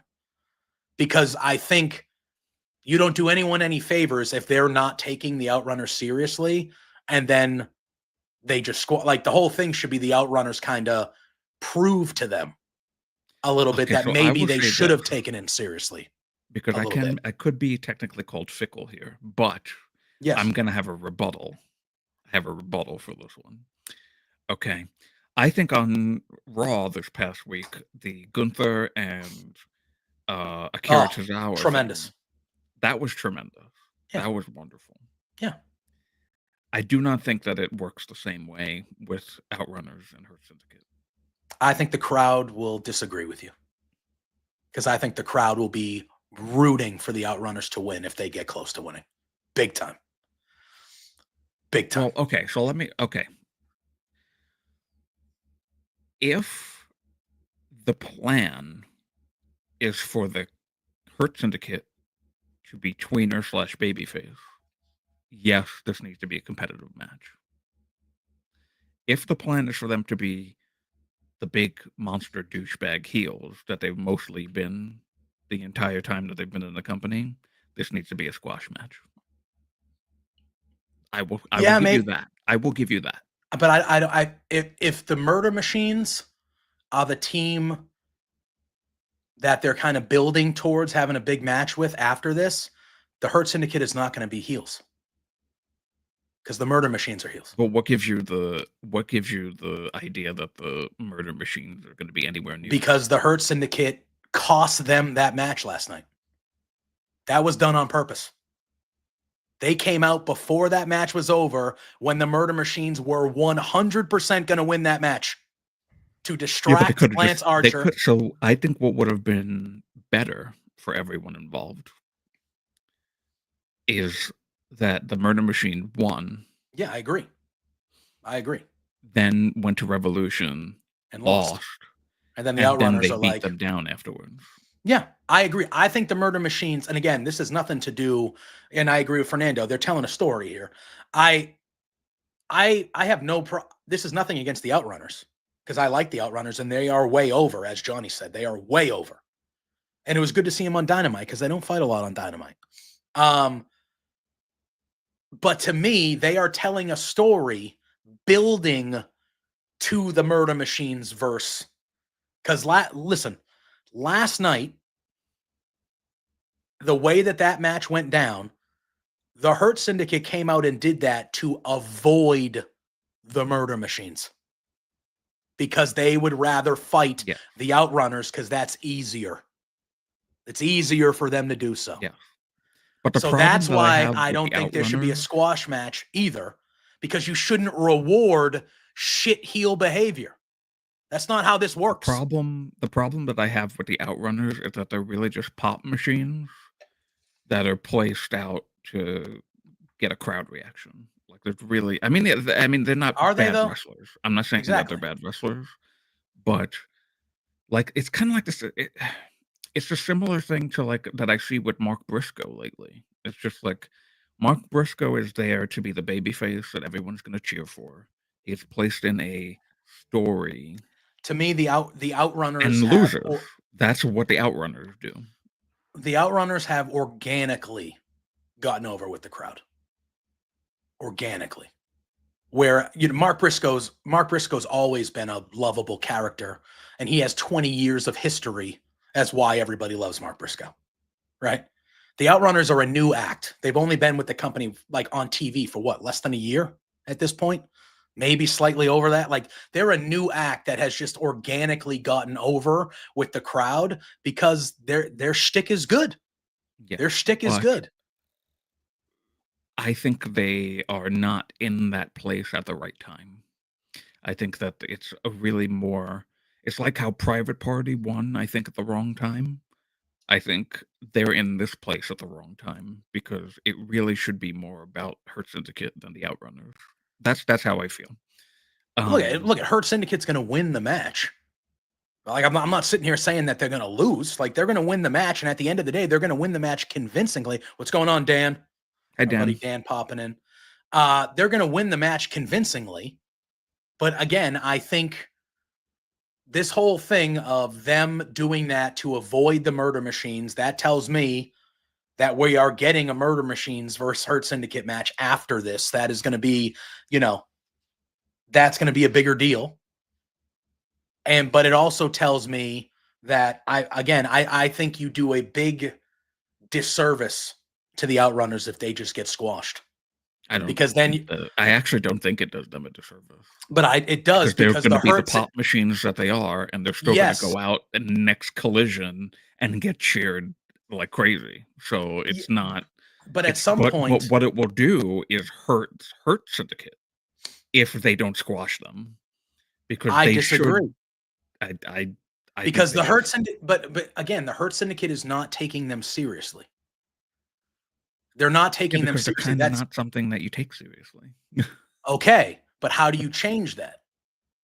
By having them compete in this match for a little bit, so that the Hurt Syndicate afterwards will be like, oh shit, like we probably should have taken them a little bit more seriously. We still did what we did, and we handled business and hurt people because that's who we are. All right. I mean, that's fine. I just think it is. You should not, when you're playing shit heels and you're acting like a bunch of pusses, like they are, wanting to face somebody else other than another team, that's you being bitches. That was a bitch move by the Hurt Syndicate last night. That was a bitch move. Oh, we don't want to fight. Probably pay for it. We don't want to fight the big muscly guys. We want to fight the joke. We want to fight the joke team. We don't want to fight the big. It's a classic heel thing. That's exactly what Gunther did. So then why would you reward? So then why would you reward the heel by having them? No, you should have the Outrunners still lose, obviously, but you should have the Outrunners kind of prove a point a little bit to them, and the Hurt Syndicate go, oh shit, maybe this wasn't as easy as we thought it was going to be. Maybe we shouldn't have taken them for granted. I would have felt better if it were Private Party in the Outrunners position. I'm not disagreeing with that. And I know Johnny's like, why are the Murder Machines a bigger match? I'm not saying they're a bigger match to me, but to the company. Well, no, I actually agree. I actually do think that is a bigger match. And from a physical standpoint, yeah, you would be a little bit more skeptical about facing Brian Cage and Lance Archer, who are two mammoth individuals. Huge men. You would rather face the Outrunners than them. But the fact that you did it the way you did it, I don't think you should be rewarded by having a 5-minute squash. Like, you know what I mean? Again, you should win the match because they're going to win the match. But it shouldn't just be a squat. Like the Outrunners should, leaving that match, to me, the Hurt Syndicate should say, okay, we did what we did. But at the end of the day, like, those guys actually fought a little bit harder than we thought. Like, there should be a little bit of positive coming out of that match for the Outrunners. Like, hey, you weren't taking us seriously. You thought we were a joke. We proved to you, yeah, we lost. It is what it is. We still got work to do. To get there. But we proved to you that we're not a fucking laughingstock. Don't take us, like, that's what should happen here. Yeah, well, see, now Fernando's last comment there, I agree. The Hurt Syndicate are playing chess. They are. They want Murder Machines gone, and they want to face the team that they know they're going to squash in 10 seconds. And then they do squash them in 10 seconds. That's what I think should be the right thing. Yeah, I just think that is rewarding shit heel behavior. And I think there's certain things where you don't do that. I think that's one way that to me, maybe just to me, even if they were to squash the Outrunners, that to me makes the Hurt Syndicate look like little bitches. And I don't know if that's how you want them to come off as an act at all. Whereas if all of a sudden this is instead of a 4-minute squash match, it's an 8-minute kind of sprint where the Outrunners get 2 or 3 minutes of offense where it's like, holy shit, wow, they really fought their asses off. And then the Hurt Syndicate put them away. And then it's like, okay, they really had no chance, but at least they were, valiant in their effort. I think that helps everybody. Whereas if it's a squash match, I don't think that helps anyone at all. I disagree with you there. You think it helps the Okay, Hurt Syndicate? you You know. think it helps the Hurt Syndicate if there's a squash match? Yeah. I don't think it does because they look like bitches getting the match. You were scared of fighting somebody, so you look like a bitch. The murder machine. Look, it's not about them looking like bitches. It's about them taking the classic heel easy way out. That's what heels do. Yeah, but the Hurt Syndicate have not presented themselves as dudes that are going to take the easy way out. That's not how they've been presented this whole time. They have not been those type of guys. They've been presented as guys that are going to come in and fight everybody and fucking hurt everybody. Now you want the easy way out? All of a sudden, now you're doing, the clear thing that they're going to do to the Outrunners is hurt them. Yes. That is the point. But they would hurt the murder machine less. So they're going to be able to hurt the Outrunners way more and way better than if they hurt the murder machine. The murder machine is going to be a more physical match. Yeah. The Outrunners, they're going to fling around and fucking squash like bugs. We hurt people. That's the very definition of it, in fact.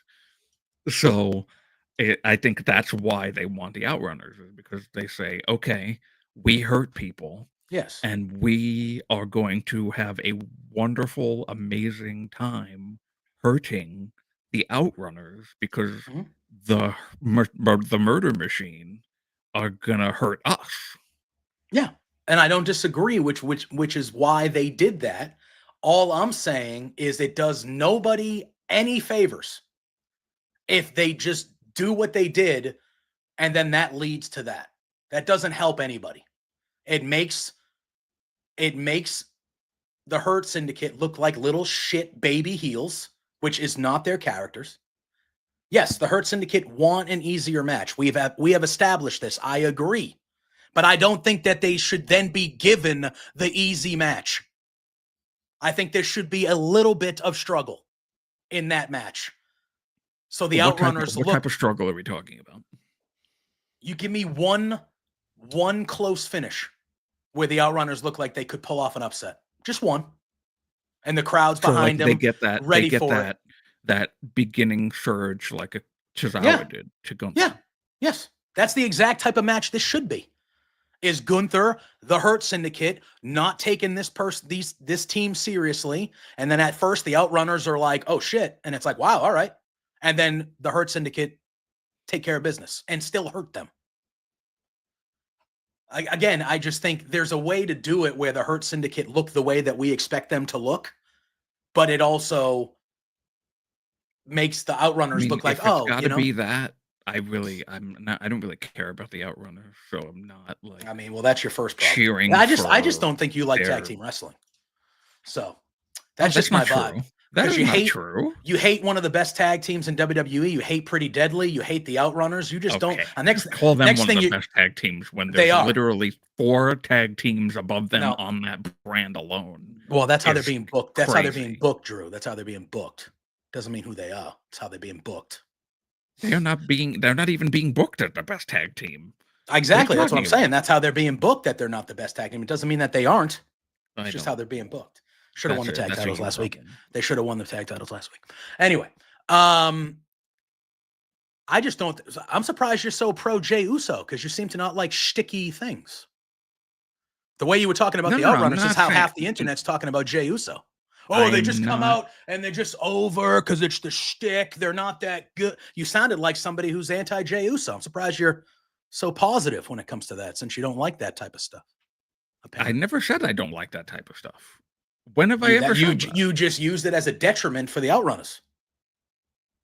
You literally said all they are is a pop machine. No. That's what you said. All they are is a pop machine. No, I said that they are a pop machine, but you can see from the way that they're booked in the company, they don't win most of the time. Yeah, they're not there to win. Which I agree. And they're not going to wins his matches. And they're not, but they don't win matches, but they won a big match last night. to become the number one contenders for the tag titles. Not from their own doing. Correct. Exactly. Drew hates the 80s. I don't know what's going on. But I don't know what's happening. But yes, correct. I don't And see it why wasn't- this is such a terrible take to have. I'm not a fan really that much. And that's fine. That's fine. I just think a squash match that's just not the place for it. Just not the place for it. I think that does nobody any favors. Like this match should be. Remember when the Outrunners were like in that multi-tag match to become number one contenders like months and months and months ago? And everybody thought because the Outrunners were so over that they were going to shoehorn them in to the number one contender match against the Bucks and all that stuff. And I was like, now is not the time. Have them do a good showing. And then they continue to get over and over. And then in a couple months, 6 months from now, this to me is another step in that direction. Now it's okay. You get the first title match in your tag team's history. You're not going to win it at all. We all know you're not going to win it. But I don't think they should just get the floor wiped with them. Like I don't think that does them any service. Like they should at least get, even if it's at the beginning. You're saying that it doesn't. You're saying that it doesn't hurt anybody for it to happen. I don't agree with you. I think it hurts the Hurt Syndicate for that to happen because the Hurt Syndicate are big, monstrous, legitimately their theme song, and what everyone chants about them is that they hurt people. And for them to just, I think that they look at the Outrunners as an easy match, and it should be. It doesn't always have to be, oh, the team that's definitely not going to win gets that shocking little, like that's such a trope in wrestling that doesn't need to be the thing every single time. They only won the match against Murder Machine because Lance Archer got distracted. They were not going to win that match otherwise. That's the clear story that they're telling here. Yes. So now it should be, they clearly lose the match that they were never going to win the opportunity for in the first place. Yes, which I agree that at the end of that match, that's how the match should end. But I don't think it should be a squash because that is rewarding the Hurt Syndicate for being bitches and being afraid to fight the Murder Machines. Afraid. Not being a shit heel. You're afraid to fight the Murder Machines. That's why you did what you did last night, because you're afraid to fight the big guys. And then you're going to reward them by giving them a 5-minute squash? No. That's not how this, no. But that's just my vibe. We see it differently, and that's fine. And come next Sunday, I will be right. And then you can come on here and say, you know what? Yeah, you were right. And I'll go, I know. Anyway, just like it might take longer than that, but at one point we will have a firmly WWE, and you will admit to me that I was right about Pretty Deadly the whole time. Anyway, let's move forward. I did not expect us to have a 15-minute diatribe about the friggin' Outrunners. But sometimes when there are takes that are wrong, in my opinion, you got to go ham. It's all right. It's not always lollipops and rainbows. I mean, you didn't win that, but fine. We'll see. We had a trios match, and a pretty good one at that. It was Daniel Garcia and FTR going against the Undisputed Kingdom, Adam Cole, Kyle O'Reilly, and Roderick Strong. Good back and forth match here. Couple good spots. At the end of this, though, there was a jackknife pin from Adam Cole, and he actually got a quick little pinfall victory over Daniel Garcia in this match. And then we found out immediately afterwards that on Saturday night, it's going to be one-on-one Adam Cole versus Daniel Garcia for the TNT Championship on Collision. And also after this match, they were trying to do, kind of handshake, sign of respect kind of thing. We saw when Adam Cole and Daniel Garcia started wrestling in this match, there was a handshake between the two. It looked like the teams were starting to do that. And Kyle O'Reilly and Roderick Strong weren't really down for that. and there was some shoving with FTR in them, and Daniel Garcia and Adam Cole started to kind of try to be the good guys and keep the peace for a little bit, and it kind of broke down a little bit. So there's a little teaser of maybe somebody, maybe Undisputed Kingdom, or Kyle and Roderick maybe getting a little attitude change here. But yeah, I mean, I thought this trio match was solid, what you would expect from these 6 guys, but the little aftermath after the match kind of, maybe we're going to see a little bit of a attitude change here from the Undisputed Kingdom, perhaps. Maybe. Well, I wish I wouldn't hate. I just have, so here's something that I find confusing. Why, or 2 things actually that are confusing now that I'm thinking about it. One is, why is Daniel Garcia suddenly not teaming with 2.0 again? That's what I thought. When I saw that it was FTR, I was like, well, shouldn't that be 2.0? That seems to be the trios they were kind of doing with Garcia. Like, I was like, that's and they've done odd. they've done FT Garcia in the past, so it's not like this is something out of the blue. But FTR were kind of tied up with something else that they seemingly don't give a shit about anymore. Yep. Randomly. Like what kind of is the typical thing when somebody gets involved with the Death Riders. They all of a sudden don't care anymore. And just move on and leave one person to have to find another person to help them deal with the Death Riders. Because remember, all 3 men at one point, Daniel Garcia, Dax Harwood, Cash Wheeler, were all involved in a Death Riders story last year. And actually, Daniel Garcia last year, FTR literally a month ago. With Adam Copeland. Yeah. And now all of a sudden they're having a match together and then leave, and the literal next segment is Adam Copeland and the Death Riders. Yeah. And they don't care. They don't care. No. Very confusing. It is confusing. I'm actually confused about FTR's booking for like the last 8 months. Triple threat. Tag team match, really. Yeah, I mean, it was even before that a little bit for me. Like, what have they been doing? Like, nothing really, right? Was one of them hurt? Dax was hurt, right? Dax was kind of hurt for a little bit, I think. Someone was hurt. There was that lawsuit thing that was going on last year. Yeah, but I thought that got thrown out, though. Didn't that get thrown out? Yeah. But then, I think somebody was hurt for a little bit, and then they came back, and besides that triple threat tag team match that they had with Young Bucks and the Acclaimed, they have only been served to somebody else's feud.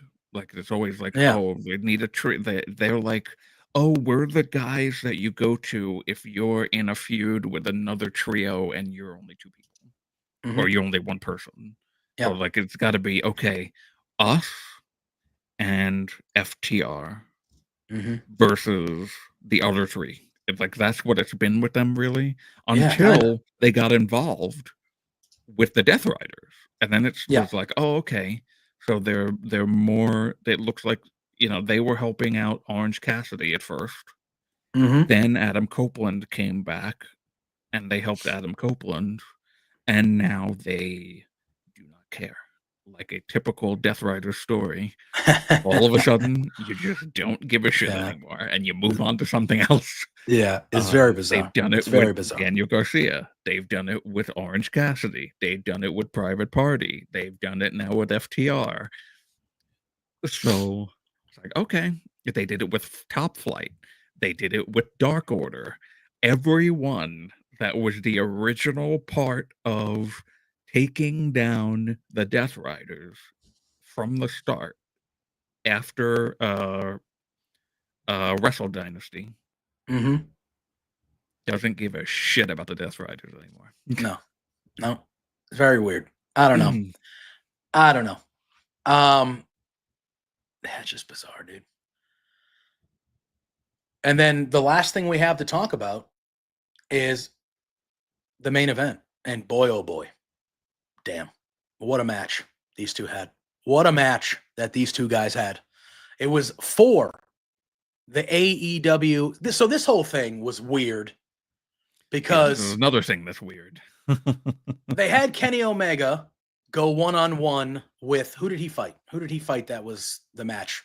It was Omega versus, oh my God. Who the hell did he just beat to get to this fucking match? Was it? It wasn't Fletcher. Was it Fletcher? No, because they did the tag match. I don't fucking remember.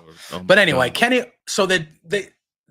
Okay, so Takeshita is the AEW International Champion, and somehow, because of the way that they did this, he needed to successfully defend this championship last night against Orange Cassidy in order to go fight Kenny Omega at Revolution for the AEW International Championship.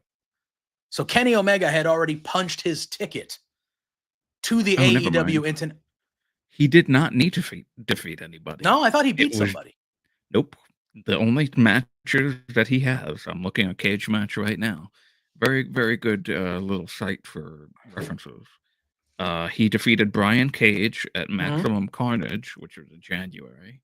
Yep. And then he had the match with Will Ospreay at Grand Slam. Okay. And that's it. All right. So somehow Kenny Omega basically pulled a John Cena and said, that's what it feels like. I'm the guy that you're going to face. Yeah. So oddly enough, the main event last night was Konosuke Takeshita versus Orange Cassidy for the AEW International Championship. And the winner of this match is then going to face the non-champion Kenny Omega for the championship at Revolution.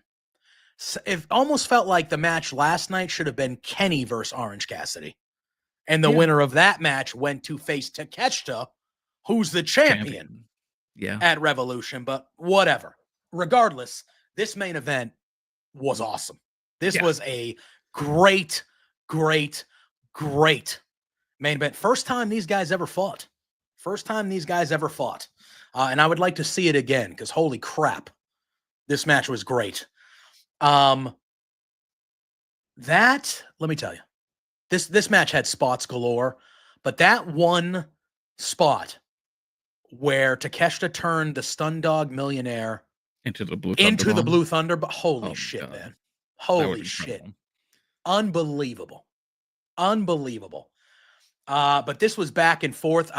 Orange Cassidy hit a beach break on the announce table that looked kind of gnarly at one point on Takeshita. Multiple orange it almost punches. Broke the table. It did. It looked pretty Which gnarly. Doesn't happen usually in AEW. Yeah. Cassidy towards the end ended up hitting a Stun Dog Millionaire, and then he countered a Brain Buster to it. He did a wheelbarrow tombstone pile driver, and it was into a victory roll that I thought was going to get it done. But then Takeshita, easily the match of the night for him. This match was incredible. And it ended with one of those strong elbow strikes that Takeshita did. And then he did a Revolution Falcon Arrow finally for the 1, 2, 3. So he retains his AEW International Championship. And next Sunday at Revolution, it is going to be Takeshita going one-on-one with Kenny Omega for the AEW International Championship. This was a hell of a main event. Very, very good from these two guys. Good to see Orange Cassidy back and just kind of back in rare form. He's incredible. Takeshita might be the best pound for pound wrestler in the world. Literally. He's in that caliber of person. This was a hell of a main event. The right guy won, even though I love Orange Cassidy, but Takeshita and Omega is the match. Now, Takeshita has beaten Kenny Omega twice before. Yeah. Beat him twice before Kenny went away in 2022. No, 2023. We have another week to talk about this, but we think Omega's gonna take care of business at Revolution. Do we think? And become the international champion? I don't know. I get the feeling that something is happening here because Because obviously the Callis family will be looming at large. Unless Of course. unless they're like deciding that they want to merge the international and the continental titles, They could.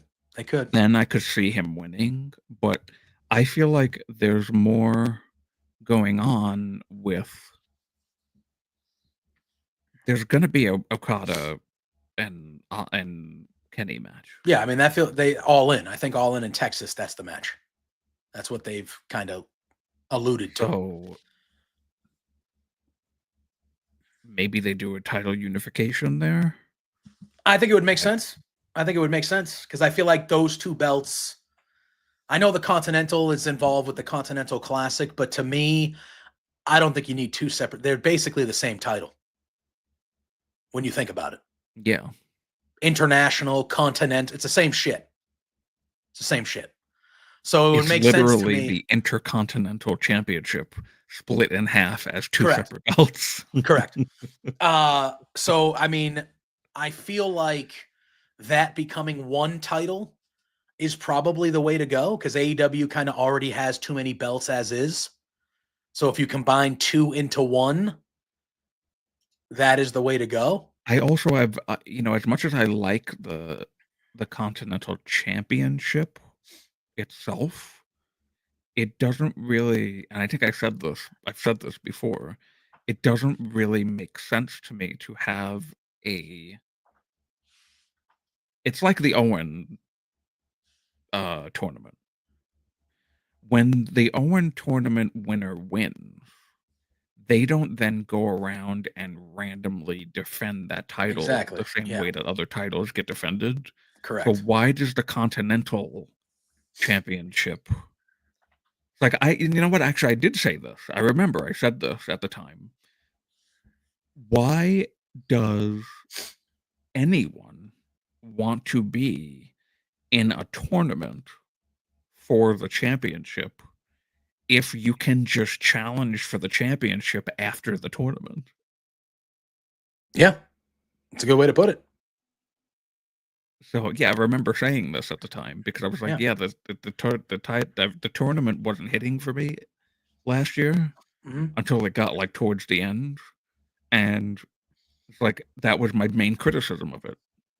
It was like, okay, I think there was there might have been a story in there or something where it's like, okay, so you're challenging for this title and you have to fight 4 or 5 times or 6 times even for the opportunity to win the title in this tournament, but then you can immediately then challenge for it after the tournament. Yeah. So it makes no sense. Yeah, it's very bizarre.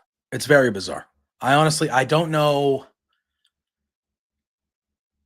Yeah, I feel like the Continental Classic, if you win the Continental Classic, you should just get a heavyweight title opportunity. I know that's how they do it with the G1 and New Japan. And I don't know if they just want to be a little bit different that way, but to me, you shouldn't win the Continental Classic to win a title. You should win the Continental Classic to prove you're the best wrestler in the company, and then you should be the number one contender, or you should get a title shot of your choosing, or something like that. I just remembered what my criticism of it was back then. That Okada himself was in the tournament. Yes. Why is the champion in the tournament for the title? Yeah. You're supposed to be fighting for the last match. The finals is for the title. Yeah. Why is the champion who has the title in the tournament for the title that he's already holding, and when he loses the match, he doesn't even lose the title? Yeah. It makes no sense. Yeah, it's bizarre. But yeah, I don't know. It doesn't make a lot of sense to me. I feel like them merging these two titles would be the right thing to do, especially if you're going to be building to a Kenny Omega versus Okada match in AEW for the first time, and they're both the champions, and they say, hey, we're going to merge this and we're going to call it whatever one you want to call it. You can't obviously call it the Intercontinental title. That wouldn't make sense. But like, if whether you want to call it the International title, or you want to call it the Continental, or you want to come up with a new name. You can't call it the International title because then they have to change the name of the tournament. Yeah. So I don't know if you just want to merge them and say this is going to be the continent. I don't know what you want to do, but it feels like merging these two belts, especially in a match between Omega and Okada, if they're both coming in as champions, that feels like the right way to do it. Yeah. And then if you want to keep the Continental Classic fighting for a belt, fine. I just think it should be for a title match. So it is what it is, but I feel like merging the belts would be a proper way to go. The Owen is for a title match already. So why? But that was they just changed that this year, right? Because it wasn't always the case, right? That wasn't always the case. They just won the trophy and the belt. I feel like this was the first year. Oh, I think you're right. They said, hey, when you win this, you're getting a world title match. Yeah, because that's how Danielson got it. Because Adam Cole didn't get a world title match when he won it the first time. Britt Baker didn't. When they won it the year prior, when they both won it, they didn't get title matches. They just got the Owen belt and the kind of the trophy there, and that was it.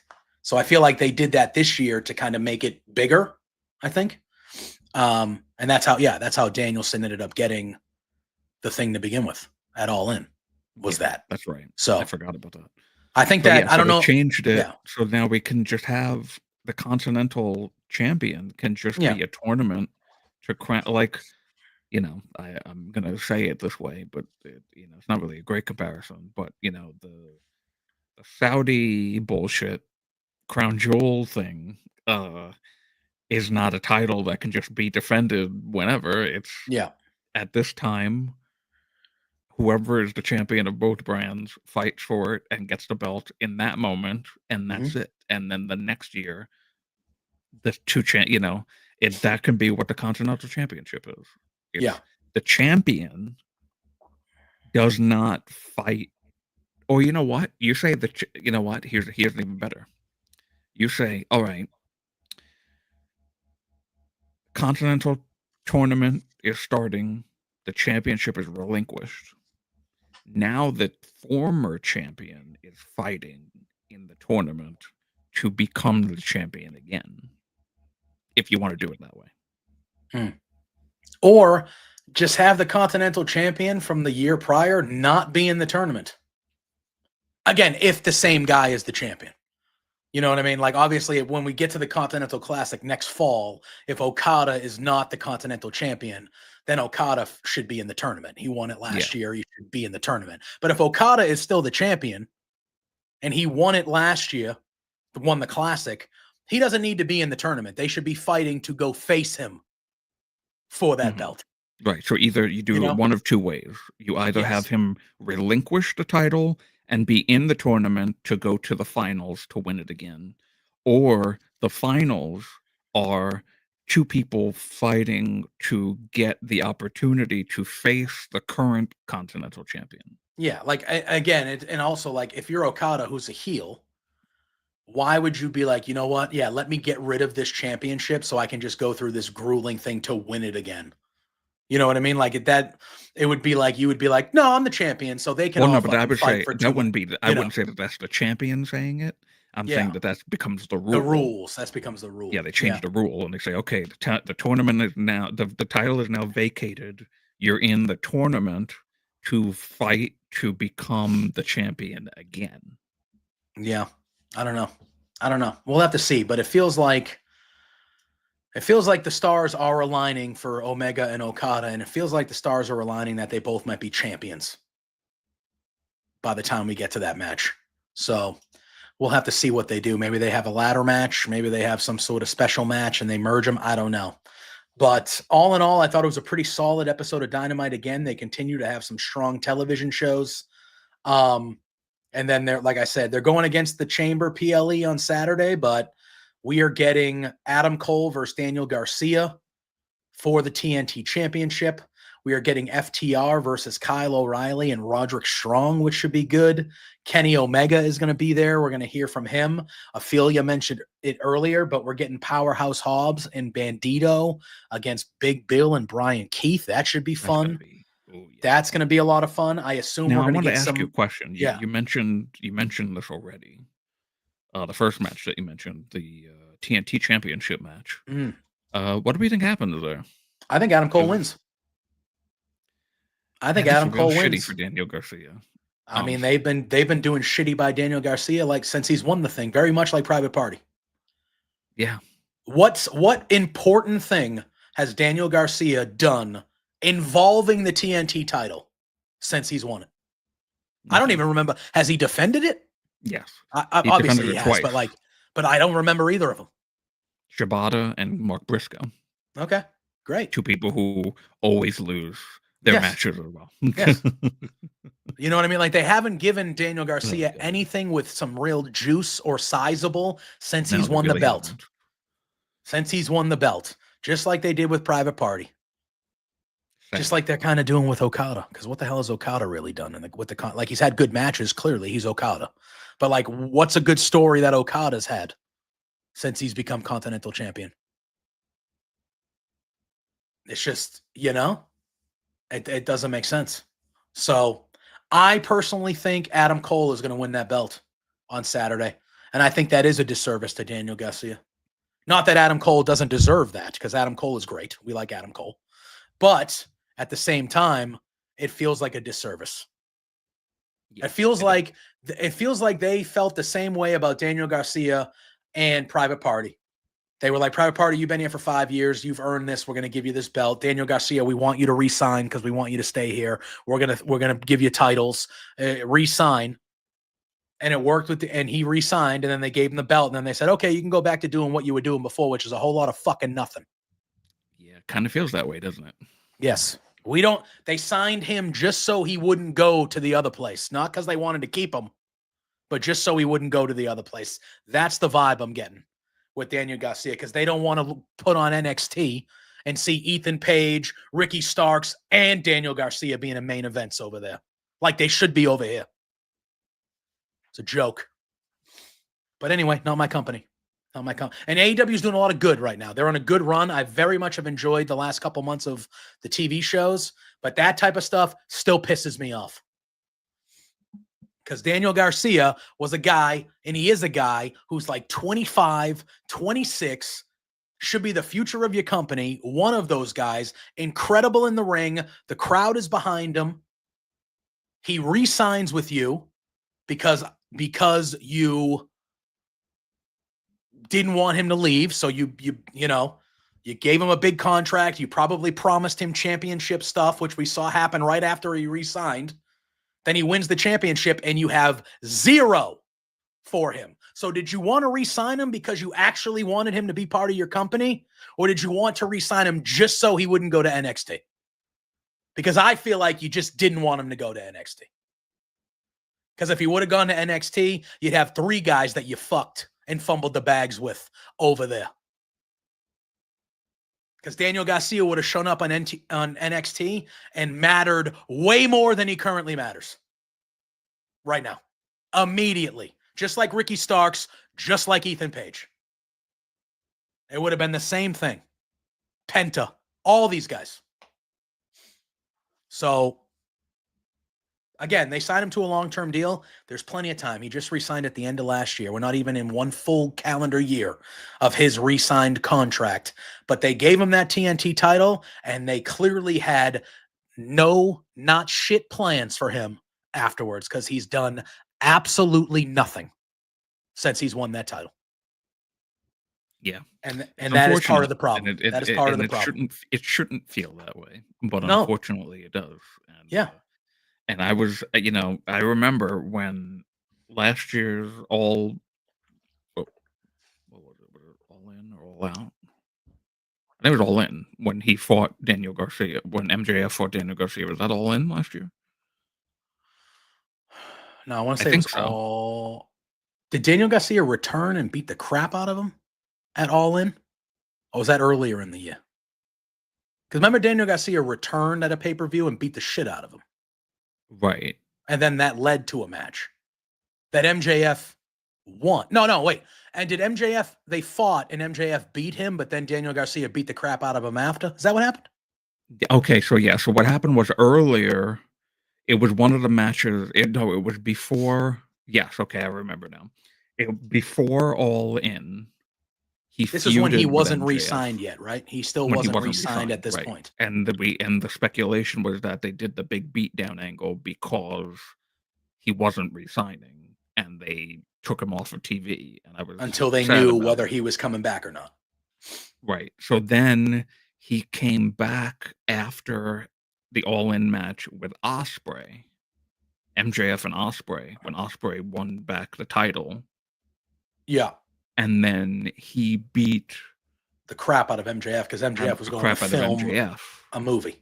He was going to film some stuff and take off. But it wasn't that, but it still felt like he was leaving because of the way that he came. Like he came back. Yeah. I remember he came back, he beat up MJF, and then he left through the crowd. Like it almost looked like a swan song. The way that he left, and we were still like, "Oh God, did he actually not resign still?" And yeah, but then the story came out that he did resign, and then he was whoever the TNT champion was at the time. I don't remember now. Was it Christian? No, it wasn't Christian. Oh, he beat Jack Perry for the title. No, Jack Perry, right? Yeah, Jack Perry. Yeah. And then he won that, and then immediately was announced for the C2 tournament. Immediately. Mm-hmm. And I think really that was probably the biggest mistake that they made, is he just wins the TNT title, and the next 6 weeks to 2 months of his thing was all in Continental Classic matches that he lost the most of them because he wasn't going to win the Continental Classic. He shouldn't have been in that tournament. He should have just been defending and having stories for the TNT championship. Not, he just wins the belt and they go, okay, here's this Continental Classic where you're going to lose 60% of your next 8 matches. Here you go. And then you'll have 2 title defenses against Shibata, who loses every single match that he's ever in. Yeah. And Mark Briscoe, who loses every single match that he's ever in. And you're clearly going to be the winner. Congratulations. And then you're going to go for the Trios Championship while with the TNT title. Mm-hmm. And now finally is the first thing that he can sink his teeth into, and he's probably already going to lose it. Yeah.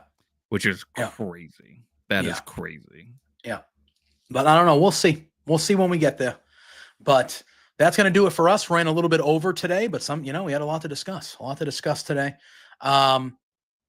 Obviously, next Tuesday, we'll be recapping this weekend's Elimination Chamber pay-per-view, plus everything that happens on Monday Night Raw, and if any big things happen on SmackDown tomorrow night as well. And then next Thursday, we'll be reviewing Dynamite and this big collision and doing a full preview of Revolution, which is next Sunday, March 9th. So a big week next week for us here at Firmly Love Wrestling. Drew, do the damn thing. Let the people know where they can find you, what you have else coming up, and then we'll get out of here, man. You can find me on Twitter and Blue Sky at the Drew Nicholas. And I saw earlier Tom Talks Rubbish was in the chat. Yes. Hi, Tom. I talked with Tom last Friday. Tom's a great guy. Tom is wonderful. I'm glad that we got to sit down and do an interview again. That will be coming out at some point, so look out for that. Follow Tom Talks Rubbish on Twitter as well. And you can follow our account, Firmly Love Wrestling, Firmly LW, on Twitter. Love it. You can follow me at JPJ Loves Gaming on all social media platforms. I will be right back here on this very channel tonight at 8 p.m. with Pluggo for another edition of Between Two Beards. We might have a couple guests joining us tonight. We should hear about it soon, shortly. We're just confirming some stuff, but we'll be previewing the Elimination Chamber. We will be doing all that dance and that fun stuff tonight. So be back here 8 p.m. Eastern time for Between Two Beards. obviously you can find me and Drew every Tuesday and Thursday here as well. But if you follow me at JPJ Loves Gaming, you'll get all my notifications over on my channel on Mondays and Tuesdays. Drew joined us on Monday night. He joined the gang for Raw. We watch along to Raw and NXT. I'm taking Fridays off until that becomes a better show, because I am not taking 3 hours of my Friday night to watch the piss poor SmackDown that we've seen for the last month. So as of now, until SmackDown becomes a more cohesive show again, I'm not doing watch alongs of Friday nights. So Mondays and Tuesdays, you can find me on my channel. I got a slew of friends. Peggy, Josh, Drew pops in. I got to try to get Pluggo on there. It's a good time. We hang out, we watch the shows, we have fun. That's where you can find me. So you guys know the drill. We're going to get out of here. I do want to give a quick, not a shout out, but I'm a big movie guy. I'm a big entertainment person. A couple people passed away these last few days, which is very sad. Gene Hackman, damn legend. You hear about this story? Yeah, this morning. Him, his wife, and his dog. All makes me think that there was maybe some carbon monoxide. There's something going on. Yeah, Carbon monoxide poison. Like they said, there was no foul play, but he was 95, so he was old. But his wife was only like in her 60s, and the dog too. Yeah, makes me think that there was some sort of carbon monoxide or something sad. Or, yeah, really sad. Really sad. An absolute legend, acting wise. Gene Hackman, Hoosiers, Unforgiven, Bonnie and Clyde, Mrs. Like French an Connection. absolute, French Connection, 40, just an absolute legend. And then the day before, sadly, this person was my age. Michelle Trachtenberg passed away, that's Harriet the Spy, Euro Trip, an all-time classic comedy movie. Vampire Slayer. Buffy, yes, I was never into Buffy, but Harriet the Spy when I was younger. Harriet the Spy She was also in Gossip Girl, which was another show that I was never into, but I know that was a big deal. And Euro Trip, like I said, one of the all-time classic early 2000 comedies. Euro Trip, she's wonderful in it. It's a great movie.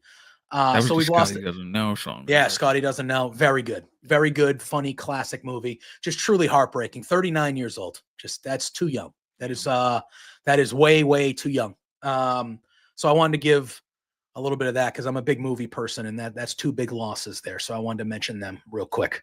But yeah, we'll be back next Tuesday for some Firmly WWE. Thank you for all the comments and all the followings in the chat. You guys make this show a lot easier when you guys are as good as you are. I figured that out last week when I was solo, for sure. Yes. You guys make it a lot easier for us when you guys are so great in the chat and talking with us through these shows. So everybody have a good weekend. Enjoy Elimination Chamber. Enjoy all the other fun things you're up to. And Drew and I will see you next Tuesday for Firmly WWE. Until then, peace out.